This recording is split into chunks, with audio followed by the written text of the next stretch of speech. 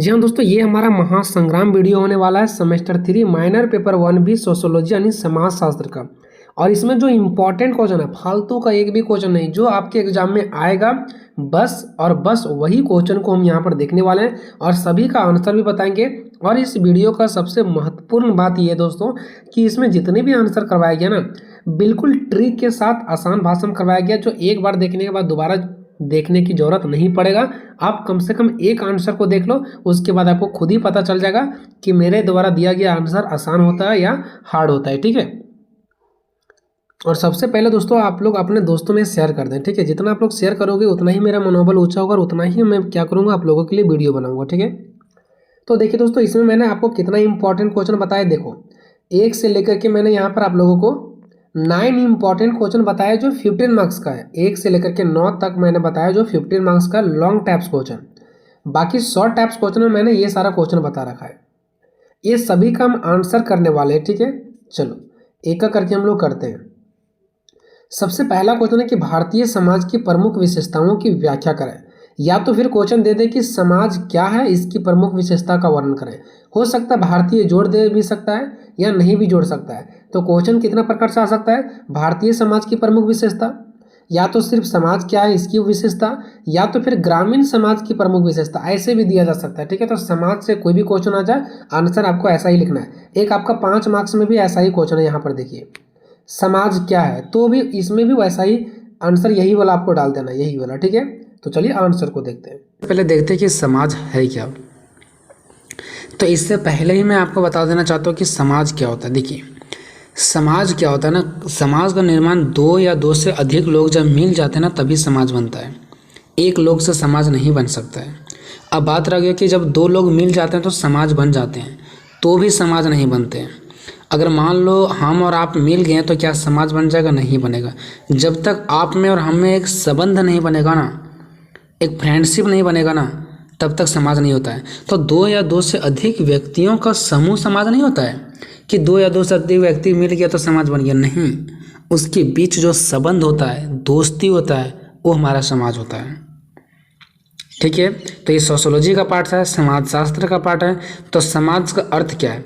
तो समाज शास्त्र में यानी सोशियोलॉजी में समाज का अर्थ व्यक्तियों के किसी समूह अथवा संगठन से नहीं होता कि कोई भी व्यक्ति का समूह मिल गया या संगठन, मतलब 2, 5, 8, 10 को मिल गए तो समूह बन गया, तो संगठन बन गया, तो समाज नहीं।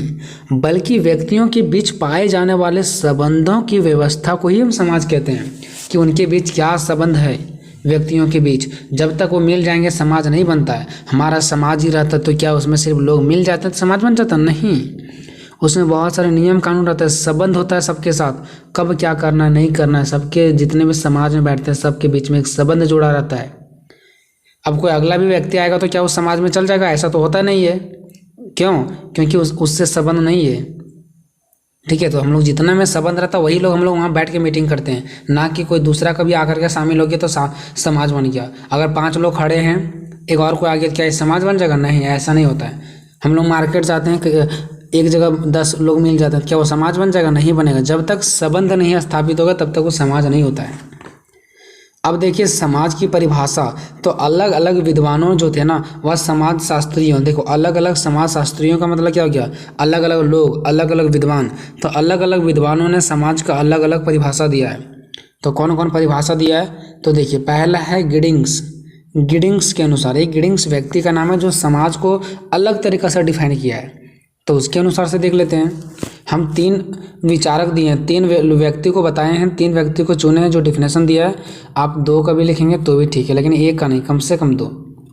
तो गिडिंग्स के अनुसार तो समाज एक व्यवहारों का योग है। देखिए, गिडिंग्स कहता है कि जो समाज है ना, वह एक संगठन और व्यवहारों का योग है। योग मतलब क्या? जोड़ है, जिसमें सहयोग देने वाले एक दूसरे से संबंधित होते हैं।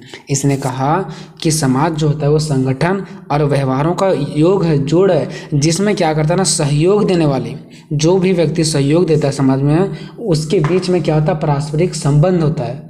जो व्यक्ति सहयोग देता है समाज में, जो व्यक्ति कुछ काम करता है, उसके बीच में क्या होता है? एक संबंध होता है, गहरा संबंध जोड़ा होता है। दूसरा, हेनकिन्स के अनुसार अब दूसरा जो हैनकिन्स व्यक्ति थे उसने क्या कहा, तो हैनकिन्स ने समाज का परिभाषा इस प्रकार दिया कि समाज पुरुषों, स्त्रियों तथा बालकों का कोई अस्थायी समूह है। निश्चित सी बात है, समाज एक अस्थायी समाज होता है। हम लोग का जो समाज है क्या कहीं उठ के चल जाता है क्या? अस्थायी का मतलब होता है जो बना रहता है, परमानेंट। तो इसने कहा कि ये समाज जो है ना पुरुषों का, स्त्रियों का, बच्चों का एक कोई क्या अस्थायी समूह है, अस्थायी समाज है, परमानेंट समाज है, जो कि अपने सांस्कृतिक स्तर पर स्वतंत्र प्रबंधन करने में सक्षम रखता है। देखिए ये हमारा समाज क्या होता है, एक परमानेंट समाज होता है जो हमारे संस्कृति को चलाता है, हमारा रीति रिवाज को चलाता है। हम लोग अपना जीवन व्यतीत करते हैं उस समाज पर निर्भर रह करके। समाज हमें बताता है कि हमें हमारा संस्कृति क्या है, हमें कैसे चलना है, हमें कैसे बात करना है, हमें कैसे रहना है। तीसरा, राइट के अनुसार यह व्यक्तियों का एक समूह नहीं है। राइट ने देखो क्या कह दिया सो कि जो समाज है वह एक व्यक्तियों का समूह नहीं है। समूह मतलब क्या, जहाँ कुछ लोग मिल जाते हैं। इसने कहा व्यक्तियों का समूह नहीं है कि कुछ लोग मिल गए तो ये बन गया समाज, बल्कि विभिन्न समूहों यानी अलग अलग समूहों के व्यक्तियों के बीच संबंध की व्यवस्था है। वही बात आ गया कि कोई समूह को हम लोग समाज नहीं कहते हैं, बल्कि जो अलग अलग समूह है ना, अलग अलग व्यक्ति है ना, उसके बीच जो संबंध होता है ना, उसी को हम लोग समाज कहते हैं। ठीक है, तो यहाँ तक हम लोगों ने देखा समाज क्या है, उसका परिभाषा देखा, ये सब चीज़ हमने देखा। ठीक है, चलो अब देखते हैं समाज की विशेषताएं या तो फिर लक्षण या तो गुण, जो भी आप लोग कह लो। ठीक है, तो समाज की निम्नलिखित विशेषताएं हैं, क्या क्या जरा से देखते हैं। एक से अधिक सदस्य, तो हम लोग को पता है कि समाज में एक से अधिक सदस्य होते हैं। कोई भी समाज में एक से अधिक व्यक्ति का जरूरत होता है। ठीक है, अकेला व्यक्ति से समाज नहीं बनता है, वो बात तो सच है। अगर वह अकेला जीवन व्यतीत कर भी लेता है तो भी वह समाज में नहीं होता है। अगर कोई व्यक्ति अकेला जीवन व्यतीत कर भी लेगा ना तो भी वह समाज नहीं होगा जब तक दो व्यक्ति नहीं मिलेगा। ठीक है, उसके बाद जंगलों में जो जीवन व्यतीत करते हैं ना, भले वहाँ पे 3-4 लोग होते हैं लेकिन वो भी समाज नहीं है। क्यों? क्योंकि जीवन जो व्यतीत करते हैं जंगल में वो अलग अलग अपना से मतलब रखते हैं, उनके बीच संबंध नहीं होता है, तो वो समाज नहीं है। अगर वही उनके बीच संबंध होता तो समाज होता।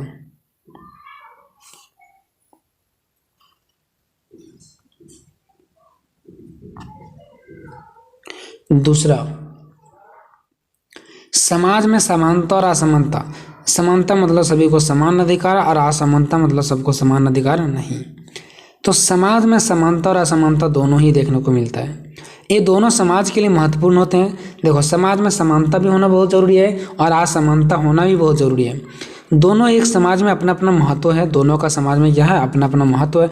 ऐसा कोई भी आज तक समाज नहीं है जिसमें सिर्फ समानता ही पाई जाए या सिर्फ असमानता ही पाई जाए, बल्कि दोनों ही रहना बहुत ही ज़रूरी होता है और दोनों का कार्य भी अलग अलग है। अब देखते हैं समानता का क्या कार्य है और असमानता का क्या कार्य है।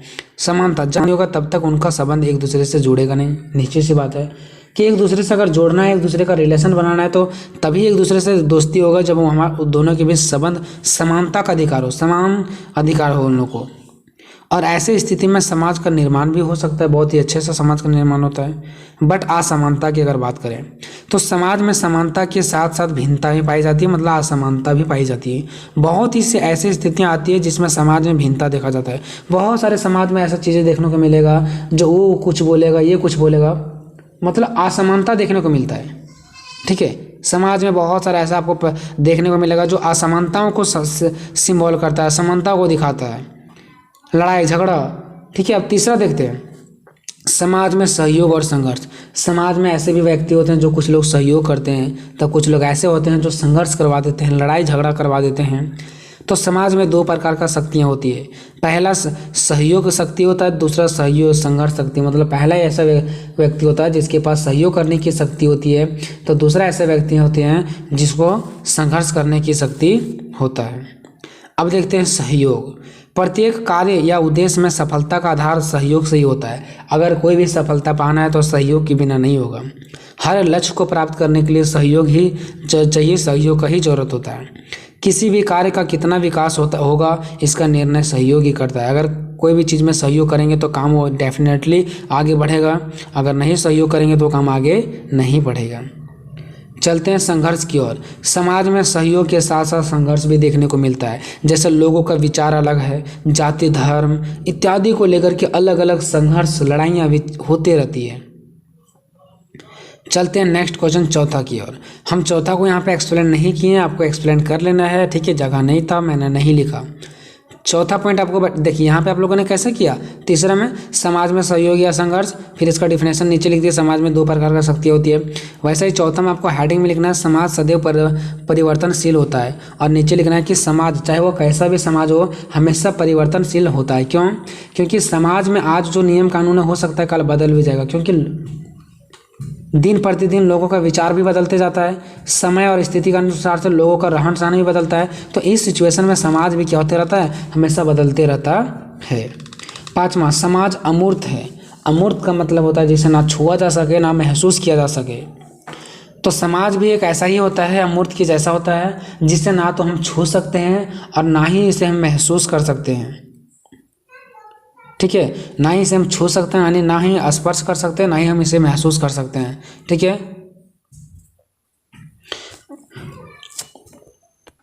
ठीक है, तो समाज अमूर्त का मतलब, समाज की थोड़ा सा मिस्टेक हो गया दोस्तों, सॉरी। समाज अमूर्त का मतलब होता है कि समाज अमूर्त मतलब हो गया कि जिसे हम क्या कर सकते हैं, ना तो छू सकते हैं ना तो देख सकते हैं, इसको बोलते हैं अमूर्त, ठीक है। तो समाज भी एक ऐसा ही है अमूर्त की जैसा, जिसे ना हम देख सकते हैं और ना ही छू सकते हैं, बस महसूस कर सकते हैं, ठीक है। तो ध्यान रखना, जिसे ना हम देख सकते हैं ना छू सकते हैं, बस महसूस कर सकते हैं। छठा, समाज निरंतर बना रहता है। समाज बना रहता है, जैसे देखो कैसे समझते हैं समाज बना रहेगा। सो जैसे मान लो आज हम समाज में रह रहे हैं, समाज का नियम कानून को फॉलो कर रहे हैं, समाज में बैठक होता है तो बैठते हैं, ठीक है। अब क्या ये हमारे बच्चे आएंगे तो नहीं बैठेंगे क्या हमारे मर जाने के बाद या तो फिर हमारे चल जाने के बाद क्या और भी कोई ऐसा नहीं होगा जो समाज को बनाए रखेगा, ठीक है। क्या हमारे बाद अगर हम लोग नहीं रहें तो क्या हमारे बाद समाज नहीं बना रहेगा? क्या समाज हमेशा बना रहता है। क्यों बना रहेगा? क्योंकि हमारे बच्चे आएंगे, फिर वो समाज को संभालेंगे, फिर वो उसके बच्चे आएंगे वो संभालेंगे। ऐसे ऐसा समाज निरंतर बना रहता है, कभी ख़त्म होता नहीं है। चलो उसके बाद नेक्स्ट बात करते हैं लोगों का समूह। देखो समाज जो होता है ना वो लोगों का एक समूह होता है। समूह मतलब जहाँ पे बहुत सारे लोग रहते हैं, तो समाज में भी बहुत सारे लोग रहते हैं, ठीक है। तो एक्सप्लेन कर लेना है। अब चलते हैं निष्कर्ष की ओर। तो अतः निष्कर्ष के रूप में हम कह सकते हैं कि समाज उन दो से अधिक लोगों का समूह या समुदाय होता है जहाँ व्यक्तियों के बीच पारस्परिक संबंध बना रहता है। यानी दो से अधिक व्यक्ति भी होना जरूरी है और उनके बीच संबंध होना भी बहुत जरूरी है। इसी को हम लोग क्या कहते हैं? समाज कहते हैं, ठीक है। क्वेश्चन नंबर दूसरा आता है दोस्तों, भारतीय समाज को समझने का शास्त्रीय दृष्टिकोण क्या है, इसकी पार्श्व चित्र की विवेचना करें, ठीक है। भारतीय समाज को समझने का शास्त्रीय दृष्टिकोण क्या है? हेलो दोस्तों, मेरा नाम रोहित और स्वागत है आप सभी को अपने यूट्यूब चैनल विशेष सेंटर में। तो ये क्वेश्चन को बहुत ही आसान तरीका से बताएंगे और यहाँ से आपका 2 क्वेश्चन बनेगा, ठीक है। कि अगर आपके क्वेश्चन में ऐसे देते हैं कि भारतीय समाज को समझने के लिए शास्त्रीय दृष्टिकोण क्या है, इसके पार्श्व चित्र का वर्णन करें, या तो जहाँ पे शास्त्रीय दृष्टिकोण है वहाँ पे आपको क्षेत्राधारित दृष्टिकोण देते, तब भी आपको आंसर लगभग ऐसा ही लिखना, बस कुछ चीज़ें जगह आपको चेंज करना, वो आपको खुद पता चल जाएगा जब आंसर देखोगे, ठीक है। क्योंकि भारतीय समाज को समझने का 2 दृष्टिकोण होता है, एक शास्त्रीय दृष्टिकोण होता है और एक क्षेत्राधारित दृष्टिकोण होता है, ठीक है। तो इस वीडियो में हम आपको बताने वाले हैं शास्त्रीय दृष्टिकोण। और अगर आपको सपोज कीजिए क्षेत्राधारित दृष्टिकोण आ जाएगा तब भी आपको ऐसा ही लिखना है, ठीक है। जैसा कि मैं आपको बता रहा हूँ, देखिए हम लोग इस वीडियो में चर्चा करने वाले हैं शास्त्रीय दृष्टिकोण, ठीक है। तो देखिए पहले बात देखते हैं भूमिका। तो भारतीय समाज को समझने के लिए 2 दृष्टिकोण होते हैं, ठीक है। दोनों दृष्टिकोण में से एक को समझ करके हम क्या कर सकते हैं, भारतीय समाज को अच्छी तरीके से समझ सकते हैं। भारतीय समाज को समझने का 2 दृष्टिकोण होता है, दोनों में से किसी एक को भी हम समझ करके भारतीय समाज को हम समझ सकते हैं कि उसके अंदर है क्या भारतीय समाज में। पहला दृष्टिकोण है शास्त्रीय दृष्टिकोण और दूसरा दृष्टिकोण है क्षेत्राधारित दृष्टिकोण। ये दोनों में से हम किसी को भी पढ़ करके भारतीय समाज को हम समझ सकते हैं। लेकिन अगर एग्जाम में शास्त्रीय दृष्टिकोण देगा तो वही आपको लिखना पड़ेगा, अगर क्षेत्राधारित दृष्टिकोण देगा तो आपको यही लिखना पड़ेगा। और अगर कोई दृष्टिकोण नहीं दिया, सिर्फ बोला भारतीय समाज को समझने का दृष्टिकोण का वर्णन करें, ना शास्त्रीय का नाम लेगा ना क्षेत्राधारित का, तो आप दोनों में से कोई भी एक लिख सकते हो, ठीक है। अब हम देखते हैं नंबर 1 शास्त्रीय दृष्टिकोण क्या है, ठीक है। हम देख रहे हैं नंबर 1 शास्त्रीय दृष्टिकोण क्या है। तो मैं आपको पहले ही कुछ समझा देना चाहता हूँ। एक शास्त्रीय दृष्टिकोण होता है, एक क्षेत्राधारित दृष्टिकोण होता है। शास्त्रीय दृष्टिकोण का मतलब होता है दोस्तों किताबों के द्वारा ज्ञान प्राप्त करना। जैसे गांव में लोग कैसे रहते हैं, कैसे खाते हैं, वो हम एक कुर्सी पर बैठे हुए हैं और यहीं से चिंतन कर रहे हैं, मनन कर रहे हैं, मन में सोच रहे हैं कि गांव के लोग बुक पढ़ रहे हैं और देख रहे हैं गांव के लोग किसान होते हैं, गांव के लोग धोती पहनते हैं, वो सब चीज़ों को हम फील कर रहे हैं। घर पे ही बैठ के, रूम में ही बैठ करके किताबों से हमको ये चीज़ें ज्ञान की प्राप्ति हो रहा है, उसको शास्त्रीय दृष्टिकोण कहते हैं, ठीक है। लेकिन वही चीज़ हम गांव में जा करके, लोगों को देख करके कि कैसे लोग खेती में काम कर रहे हैं, उसके खेतों पर हम जाएंगे, कैसे धोती पहनते हैं, उसके गाँव में जा करके देखेंगे, यानी चीज़ों को देख करके पता लगाना, ये हमारा क्षेत्राधारित दृष्टिकोण कहलाता है, ठीक है। तो पहला शास्त्रीय अथवा पुस्तकीय दृष्टिकोण, पुस्तकीय, इसको हम पुस्तकीय दृष्टिकोण भी कहते हैं। क्यों? क्योंकि इसको पुस्तक से इसमें ज्ञान प्राप्ति लिया जाता है, ठीक है। भारतीय समाज को समझने के लिए उन ग्रंथों या महाकाव्यों की सहायता ली जाती है। महाकाव्य और ये जो ग्रंथ ये तो एक किताब ही है ना, तो इसका सहायता लिया जाता है भारतीय समाज को समझने के लिए। खुद से जाया नहीं जाता है, बल्कि इन किताबों का सहायता लिया जाता है, ग्रंथों का, महाकाव्यों का, जिसमें भारतीय समाज का विशद चित्रण किया गया है। यानी कि जो ग्रंथों महाकाव्यों में समाज का चित्रण किया गया ना, उन्हीं से क्या किया जाता है, ज्ञान की प्राप्ति कर लिया जाता है कि हमारा समाज कैसा है, नहीं है, वो हमारा शास्त्रीय दृष्टिकोण के अंतर्गत आता है। नेक्स्ट है क्षेत्राधारित दृष्टिकोण। इसमें लोग क्षेत्र में जाते हैं, जैसे गांव में जानना है तो गांव के क्षेत्र में हमको जाना पड़ेगा, अगर हमको शहर के बारे में जानना है तो शहर के क्षेत्र में हमको जाना पड़ेगा, तो इसीलिए इसका नाम हो गया क्षेत्राधारित दृष्टिकोण। भारतीय समाज को समझने का क्षेत्राधारित दृष्टिकोण उन समाजशास्त्रियों ने अपनाया जो आराम की कुर्सी पर बैठकर अध्ययन करने में विश्वास नहीं करते हैं कि आराम से कुर्सी पर बैठ करके हर चीज़ों को यहीं से पढ़ेंगे, वैसे इसमें विश्वास नहीं किया जाता है। बल्कि इसमें विश्वास रखने वाले समाजशास्त्री जो लोग होते हैं इसमें, वह उनका यह मान्यता है कि गाँवों की संरचना एवं उसके बदलते हुए स्वरूप को समझे बिना भारतीय समाज को नहीं समझा जा सकता है। वहाँ जाना पड़ेगा। यदि भारतीय समाज का यथार्थ चित्रण करना है तो गाँव में जाकर भारतीय समाज के विभिन्न पहलुओं का अध्ययन करना पड़ेगा। अगर गाँव के बारे में हम लोग को सीखना है तो वहाँ जाकर के अलग अलग पहलुओं को देखना पड़ेगा कि कैसे क्या हो रहा है। तो ये हो जाता है क्षेत्राधारित दृष्टिकोण। तो क्षेत्राधारित दृष्टिकोण दे देगा तो यही सब चीज़ों पर आपको चर्चा कर देना है। तो दोनों दृष्टिकोण हम लोगों ने देख लिया। अब हम देखेंगे शास्त्रीय दृष्टिकोण के अनुसार भारतीय समाज, ठीक है। क्षेत्राधारित दृष्टिकोण भी नहीं देख रहे हैं, शास्त्रीय दृष्टिकोण के अनुसार से भारतीय समाज को हम कैसे समझ सकते हैं, भारतीय समाज को कैसे समझा जा सकता है। तो पहला वर्ण व्यवस्था। देखिए, वर्ण व्यवस्था हिंदू समाज में समाज विभाजन का एक आधार है। वर्ण व्यवस्था क्या है? हिंदू समाज में समाज को 4 भागों में बांट रखा है, ठीक है। वर्ण व्यवस्था में समाज को कर्म और योग्यता के आधार पर बांटा गया कि जैसा आपका कर्म और जैसा आपका योग्यता वैसा ही आपका वर्ण व्यवस्था भी होगा। और हिंदू समाज में वर्ण व्यवस्था को 4 भागों में बांटा गया है, ब्राह्मण, ठीक है, क्षत्रिय, वैश्य और शूद्र। ये आपको पहले से ही पता होगा, ठीक है, ब्राह्मण, क्षत्रिय, वैश्य और शूद्र, ठीक है। अब ये सब चीज़ों के बारे में आप एग्जाम में जितना एक्सप्लेन कर सकते हैं, बस यहाँ पे मैंने आपको पॉइंट दे रखा है, ठीक है। जो लोग दूसरे को शिक्षा देते हैं अर्थात विद्वान होते हैं, जो सबसे बड़े पद पे आते हैं, उसको हम ब्राह्मण कहते हैं, ठीक है। जो लोग अपने गांव या क्षेत्र की रक्षा करते हैं वो क्षत्रिय कहलाते हैं, ठीक है। जो लोग व्यापार करते हैं उसको व्यवसायी कहते हैं या तो फिर वैश्य कहते हैं। और जो सबसे नीचे आते थे, जो दैनिक जरूरतों के अनुसार वस्तुओं का निर्माण करते थे और जो सबसे ज़्यादा मेहनत करते थे, लोगों को सेवा करते थे, नौकर बन के रहते थे, उन्हें शूद्र कहा गया है, ठीक है। तो यहाँ तक पहला हो गया आपका वर्ण व्यवस्था, ठीक है। चलते हैं दूसरा में है विश्राम व्यवस्था। अब विश्राम व्यवस्था के अंतर्गत क्या होता है मैं आपको पहले बता देता हूँ, ठीक है। पहले के समय में माना जाता था कि मनुष्य का 100 वर्ष होता है, यानी कि मनुष्य 100 साल तक जिएगा, जिसमें से 1 से 25 साल तक वो क्या करेगा, ब्रह्मचर्य का पालन करेगा, जिसमें से उसका शरीर मानसिक चीज़ों का क्या हो, विकास हो। फिर 25 से 50 वर्ष तक, फिर 50 से 75 वर्ष तक, फिर 75 से 100 वर्ष तक, अलग अलग रूप में अलग अलग बात बताया गया, ठीक है। अब देखते हैं क्या क्या है, ठीक है। विश्राम मतलब रुक के 1 से 25 तक अलग कार्य करना है, 25 से 50 अलग कार्य करना है, 50 से 75 अलग, 75 से 100 अलग, ठीक है। तो इसी को विश्राम व्यवस्था कहा गया। तो इसमें लोग जीवन को अनंत यात्रा मानते हैं, जीवन को अनंत यात्रा मानते हैं कि जीवन हमारा चलते रहेगा और ऐसा ही 25-25 करके हमको अलग अलग भागों में कार्य करते रहना है, जिसमें स्थान पर विश्राम करके आगे बढ़ना, मतलब जगह जगह पर रुक के 25 साल पर रुक के हमको अलग अलग काम करना है, ठीक है, अथवा आगे बढ़ने की तैयारी करना है। यह यात्रा मोक्ष की ओर होती है। देखो 25 साल अलग काम, 25 साल अलग काम, अगर ऐसा करके करेंगे ना तो ये हमें मोक्ष की प्राप्ति करवाएगा, भगवान से मिलवाएगा, है ना। लोगों के जीवन का चरम लक्ष्य या मोक्ष की प्राप्ति, जिसके बाद अवगमन के बंधन से मुक्ति मिल जाती है। अगर ऐसा हम लोग करेंगे ना तो हमेशा जो दूसरे जीव में पैदा होते हैं वो कभी नहीं होंगे, फिर हमेशा के लिए हमको गॉड की ओर से मुक्ति मिल जाएगा, मोक्ष की प्राप्ति हो जाएगा हमेशा के लिए। प्रत्येक आश्रम की एक ऐसी व्यवस्था थी जिसमें कुछ अवधि के लिए रुककर व्यक्तियों को आगे की यात्रा के लिए प्रस्थान करता था, मतलब आगे रुक करके प्रस्थान करते थे, आगे बढ़ते थे, ठीक है। वैदिक व्यवस्था में मनुष्य की आयु 100 वर्ष मानी गई थी, जो कि मैंने आपको पहले बताया। इन 100 वर्षों को 4 बराबर भागों में विभाजित किया गया था, ठीक है। प्रत्येक आश्रम की अवधि 25 वर्ष मानी जाती थी। ये 4 भाग कौन कौन होते थे? एक होता था ब्रह्मचार्य आश्रम, जो 1 से 25 वर्ष तक माना जाता था। गृहस्थ आश्रम, जो 25 से 50 वर्ष माना जाता था। वानप्रस्थ आश्रम, जो 50 से 75 वर्ष तक माना जाता था। और एक नेक्स्ट है संन्यास आश्रम, जो 75 से 100 वर्ष तक माना जाता था। हम इतना ही लिखें, लेकिन आप एग्जाम में चाहो ना तो एक करके हेडिंग बना करके, जैसे ब्रह्मचर्य आश्रम हेडिंग बना लो और इसके बारे में एक्सप्लेन भी करो। अब क्या एक्सप्लेन करोगे हम बताएंगे। फिर गृहस्थ आश्रम लिख लो, इसका एक्सप्लेन कर दो। फिर वानप्रस्थ आश्रम लिख लो, इसका एक्सप्लेन कर दो। फिर संन्यास आश्रम लिख दो और इसका एक्सप्लेनेशन कर दो, ठीक है। देखिए यहाँ आपको लिखना है कि ब्रह्मचर्य आश्रम 1 से 25 वर्ष तक माना गया है, कि 1 से 25 वर्ष तक मनुष्य को ब्रह्मचर्य का पालन करना चाहिए। इससे क्या होगा? उसका मस्तिष्क, उसका शारीरिक का क्या होता है? विकास होता है।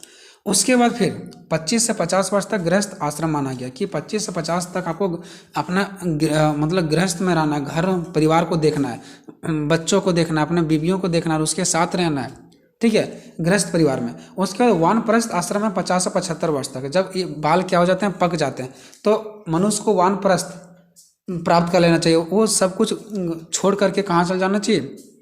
यानी कि जंगलों में चल जाना चाहिए, यानी कि अपना घर छोड़ करके जंगलों में चल जाना चाहिए। हाँ, ज़रूरत पड़ने पर वो पत्नी को अपने साथ ले जा सकती है, या तो फिर वो अपने बच्चों को संभालने के लिए उसको घर में ही छोड़ सकते हैं। उसके बाद संन्यास आश्रम 75 से 100 वर्ष तक माना गया, कि इसमें सब कुछ छोड़ देना है, किसी से कोई मतलब नहीं रखना और एक सन्यासी बन जाना है, ठीक है। तो ये इसमें बताया गया, ठीक है। नेक्स्ट है कर्म एवं पुनर्जन्म, कि जैसा कर्म करेगा वैसा ही पुनर्जन्म मिलेगा, यानी कि अभी जन्म मिला, फिर मृत्यु होगा, फिर जन्म मिलेगा। तो जैसा कर्म होगा वैसा ही पुनर्जन्म भी आपको मिलेगा, आगे जाकर के फिर से जन्म मिलेगा। तो भारतीय समाज के शास्त्रीय आधारों में कर्म एवं पुनर्जन्म का प्रमुख स्थान रहा। हमारे भारतीय समाज में ये बहुत ही प्रचलन है, ठीक है। हिंदुओं में आत्मा को अमर मान लिया गया, ठीक है। हिंदुओं धर्म में आत्मा को अमर मान लिया गया तथा यह विश्वास किया जाने लगा कि आत्मा शरीर को छोड़ने से पहले ही यह निश्चित कर लेती है कि उसे किस जीव में प्रवेश करना है, क्योंकि जैसा आप कर्म करोगे वैसा ही मरने से पहले ही डिसाइड हो जाता है कि आपका किस जीव में आगे प्रवेश करोगे। यह प्रवेश व्यक्ति के पूर्व जन्म के कर्मों के अनुरूप निर्धारित होता है, कि आप कैसा कर्म किए हैं पहले वैसा ही आपको फल मिलेगा, ठीक है। कर्म के सिद्धांत के अनुसार कर्मों का फल हर व्यक्ति को आवश्यक ही भोगना पड़ता है। जैसा कर्म करोगे वैसा ही आपको फल भोगना पड़ेगा। नेक्स्ट है धर्म का महत्व। तो धर्म का सभी धर्मों का अपना अपना महत्व। हमारा भी धर्म है, हमें भी महत्व है, अपना धर्म पे गर्व होता है। हम लोग धर्म के लिए ना जाने क्या क्या करते हैं, धर्म पर विश्वास करते हैं। हमारा धर्म में होता है कि लोगों पर अत्याचार नहीं करना है, झूठ नहीं बोलना है, चोरी नहीं करना, तो हम लोग नहीं चोरी करते हैं। और अगर धर्म नहीं होता तो शायद हम लोग चोरी करते, किसी पाप का कर्म फल का कोई प्रभाव ही नहीं पड़ता, तो दुनिया फिर तहस नहस हो जाती। तो कर्म का ही इंपॉर्टेंट है ना। तो धर्म जीवन को आधार प्रदान करती है। जो धर्म है ना वो जीवन को क्या करती है? एक आधार प्रदान करती है कि आपको किस आधार पर चलना है। यह मानव मस्तिष्क को शांत देता है, शांति देता है। हम लोग कोई भी कार्य करते हैं अपने धर्म के अनुसार से तो शांति प्राप्त होता है, और हृदय में आशा का संचार करता है कि हाँ मैं अच्छा काम किया हूँ, मुझे फल मिलेगा। भारत का यह विशाल बहुमत समय को किसी न किसी धर्म से संबंधित अवश्य बताता है। भारत के हर एक लोग किसी न किसी धर्म से जुड़े हुए जरूर हैं। नेक्स्ट है पुरुषार्थ, ठीक है। अब ये पुरुषार्थ में क्या है? तो देखिए मनुष्य जीवन में 4 पुरुषार्थ माने जाते हैं, ठीक है। धर्म, अर्थ, काम और मोक्ष। ध्यान दीजिएगा, मनुष्य के जीवन में 4 पुरुषार्थ माने गए हैं, धर्म, अर्थ, काम और मोक्ष। ये चारों एक दूसरे से जुड़े हुए हैं, ठीक है, तथा मानव जीवन के आधार स्तंभ है। ये चारों एक दूसरे से जुड़े हुए मानव के लिए, ठीक है। इन चारों पुरुषार्थ में चारों का महत्व बराबर है, यानी चारों में से चारों का महत्व बराबर है, क्योंकि चारों एक दूसरे से पूरक हैं। पूरक मतलब एक दूसरे से जुड़े हुए हैं। अंततः उन्हें 4 ना कहा करके एक ही कहा जा सकता है, क्योंकि ये एक ही सत्य के 4 अलग अलग अंग हैं, ठीक है। तो मनुष्य पुरुषार्थ के 4 अंग हैं और एक ही सत्य के 4 अलग अलग अंग हैं, ऐसा समझिए, ठीक है। अब देखते हैं धर्म, अर्थ, काम और मोक्ष का अलग अलग रूप में, ठीक है। आप ऐसा नहीं लिख सकते धर्म अर्थ, तो इसको छोड़ दीजिए, ठीक है। बस इतना थोड़ा सा एक्सप्लेन कर दीजिएगा। धर्म मनुष्य को पशुओं से अलग कराता है। बताया गया इसमें कि धर्म जो है ना मनुष्य को पशुओं से क्या करवाता है? अलग करवाता है। नेक्स्ट है अर्थ का तात्पर्य धन से। जो व्यक्ति के पास धन होता है, व्यक्ति को अपना घर गृहस्थी चलाने, सामाजिक दायित्व को पूरा करने, कर्मकांड को करने के लिए धन की आवश्यकता होती है। धन के द्वारा व्यक्ति को जीने का मूलभूत आवश्यकता जैसे रोटी, कपड़ा, मकान से लेकर के विलासिता पूर्ण जीवन शैली की पूर्ति करता है, ठीक है। अर्थ का मतलब यहाँ पे धन से हो गया, तो धन के बारे में आपको लिख देना है। काम का मतलब हो गया इच्छा से, जो हमारे अंदर इच्छा होता है, इसका शाब्दिक अर्थ है इच्छा। इसका तात्पर्य मनुष्य के मूलभूत परिणामों और इच्छाओं से, जो मनुष्य के अंदर इच्छाएं जगती है। नेक्स्ट है मोक्ष। हिंदू धर्म शास्त्रों के अनुसार मनुष्य के जीवन का अंतिम लक्ष्य होता है मोक्ष। मोक्ष प्राप्त करना, ठीक है। इसको प्राप्त करने के लिए व्यक्ति को कठिन तप, ध्यान, मनन, चिंतन आदि करना पड़ता है। इसके माध्यम से व्यक्ति अज्ञानता रूपी सांसारिक मोह माया से मुक्त हो जाता है। उसके बाद व्यक्ति क्या करता है, मोक्ष प्राप्त करके इस संसार से मुक्त प्राप्त कर लेता है। नेक्स्ट है संस्कार। भारतीय समाज का शास्त्रीय आधारों में संस्कारों का भी महत्वपूर्ण स्थान रहा है। वैदिक युग से ही संस्कारों को महत्वपूर्ण स्थान दिया गया और संस्कार से हमारे मन को शांति मिलता है, ठीक है। संस्कार से क्या होता है, जब जितना ही हम संस्कारी होते हैं उतना ही हमारे मन को क्या मिलता है, यानी कि शांति मिलता है, ठीक है। तो इस प्रकार से ये क्वेश्चन मैंने खत्म कर दिया दोस्तों, जल्दी में, क्योंकि समय नहीं था। तो आपको ये वीडियो कैसा लगा कमेंट में अपना राय जरूर दीजिए। क्वेश्चन नंबर 3, ग्रामीण समुदाय से आप क्या समझते हैं, इसकी प्रमुख विशेषताओं की विवेचना करें।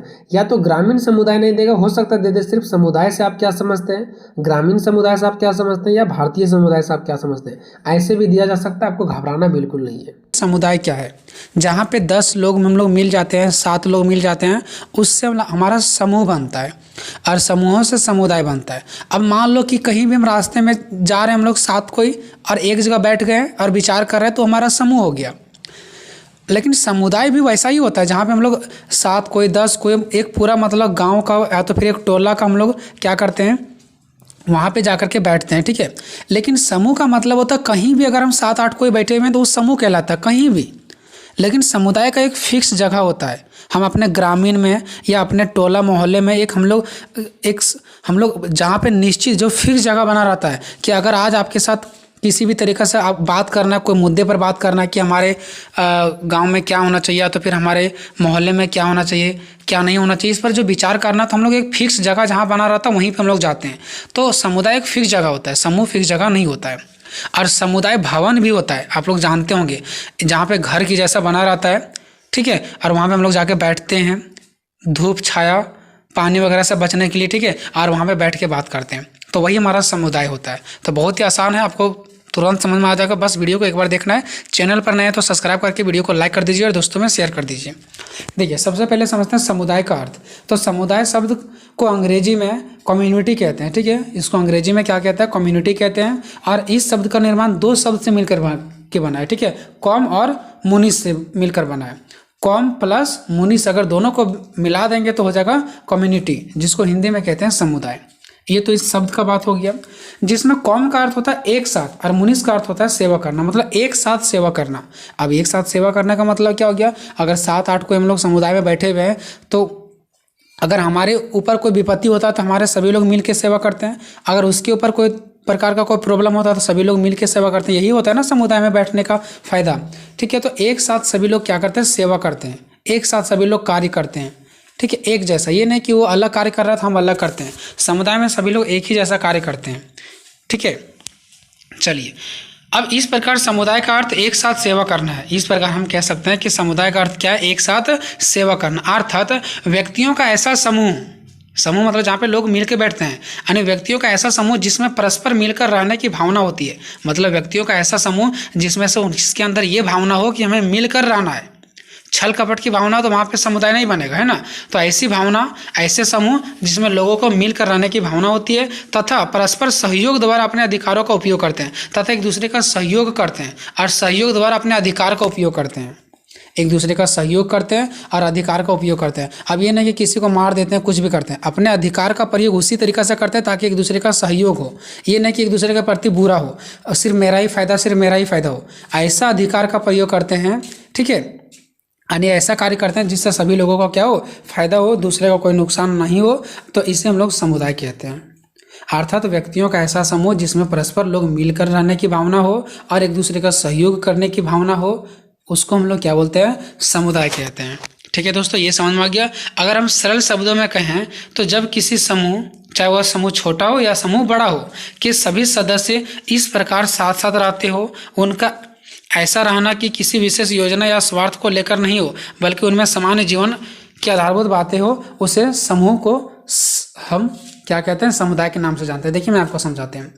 चाहे वो समूह छोटा हो या बड़ा हो, लेकिन सभी सदस्यों इस प्रकार साथ साथ रहे, यानी वो लोग एक चीज़ को सोच करके एक साथ रहे कि एक हमें किसी भी प्रकार का विशेष योजना या तो स्वार्थ को लेकर के नहीं, कि हमें कोई योजना बनाना है। समुदाय के लोग क्या इसलिए बैठते हैं कि कोई योजना बनाएंगे, वो लोग बड़े बड़े योजना नहीं, हमारे पास उतना बड़ा औकात नहीं होता कि हम लोग कोई योजना बना सकें, या तो हम अपने स्वार्थ को लेकर के बैठते हैं। नहीं, ना तो हम लोग को वहाँ पे योजना बनाने जाते हैं, ना तो हम लोग कोई अपने स्वार्थ के लिए वहाँ पे जाते हैं, बल्कि हम लोग अपने जो नॉर्मल जीवन चल रहा होता ना उसके आधारभूत कुछ बातें करने के लिए जाते हैं कि हम लोग कैसे मिल के रहना है, तो आज वो लड़का गलत किया तो उसको ऐसे हमारा समाज में नहीं होना चाहिए, ये सब बातें करते हैं। ना कि हम लोग बड़े बड़े देश लेवल पर, राष्ट्र लेवल पर कोई योजना बनाते हैं तो फिर स्वार्थ को पूर्ति करते हैं, है ना।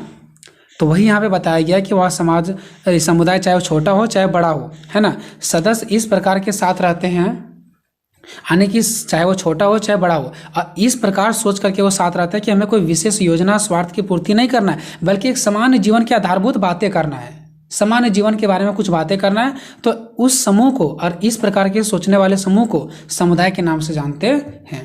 ठीक है दोस्तों, तो ये हो गया हमारा। चलिए अब हम लोग देखते हैं समुदाय का परिभाषा। कुछ अलग अलग विद्वान जो थे वो समुदाय का अलग अलग प्रकार से कुछ परिभाषा दिए हैं। चलिए देखते हैं कि कौन कौन से विद्वान क्या क्या परिभाषा दिए हैं। तो अलग अलग विद्वानों ने निम्नलिखित प्रकार की परिभाषा दी है। ठीक है, अब देखिए दोस्तों, हम आपको जो टोटल समझा रहे हैं इसमें से कोई जरूरी नहीं कि आपको हर एक पॉइंट समझ में ही आए, तो आप उसको जैसे एक्सप्लेन कर सकते हैं अपने मन से वैसे कीजिए। ठीक है, या तो कुछ पॉइंट अगर आपको समझ नहीं आ रहा तो आप छोड़ भी सकते हैं। ठीक है, ऐसा नहीं कि जितना हम आपको बता रहे हैं उसी लेवल से आप एग्जाम में जाकर के लिखेंगे। पहला है बोगार्ट्स के अनुसार। ये जो बोगार्ट्स विद्वान हैं इनका क्या कहना है, तो इनका कहना है समुदाय एक ऐसा सामाजिक समूह है, समुदाय एक ऐसा समूह है जो एक निश्चित भौगोलिक क्षेत्र में निवास करता है। मतलब ये जो निश्चित जगह में होते हैं, हम आपको पहले बताए थे नहीं, फिक्स जगह में होते हैं, है ना, तो एक निश्चित भौगोलिक क्षेत्र में निवास करते हैं और जिसमें कुछ मात्र तक हम की भावना पाई जाती है। मतलब ये निश्चित भौगोलिक क्षेत्र में पाई जाती है और इसमें हम की भावना पाई जाती है। हम की भावना मतलब सिर्फ मैं की भावना नहीं, हम की भावना। जहाँ मैं की भावना आ गई इसका मतलब सिर्फ मेरा अकेला, लेकिन हम की भावना का मतलब हो गया हम सबका।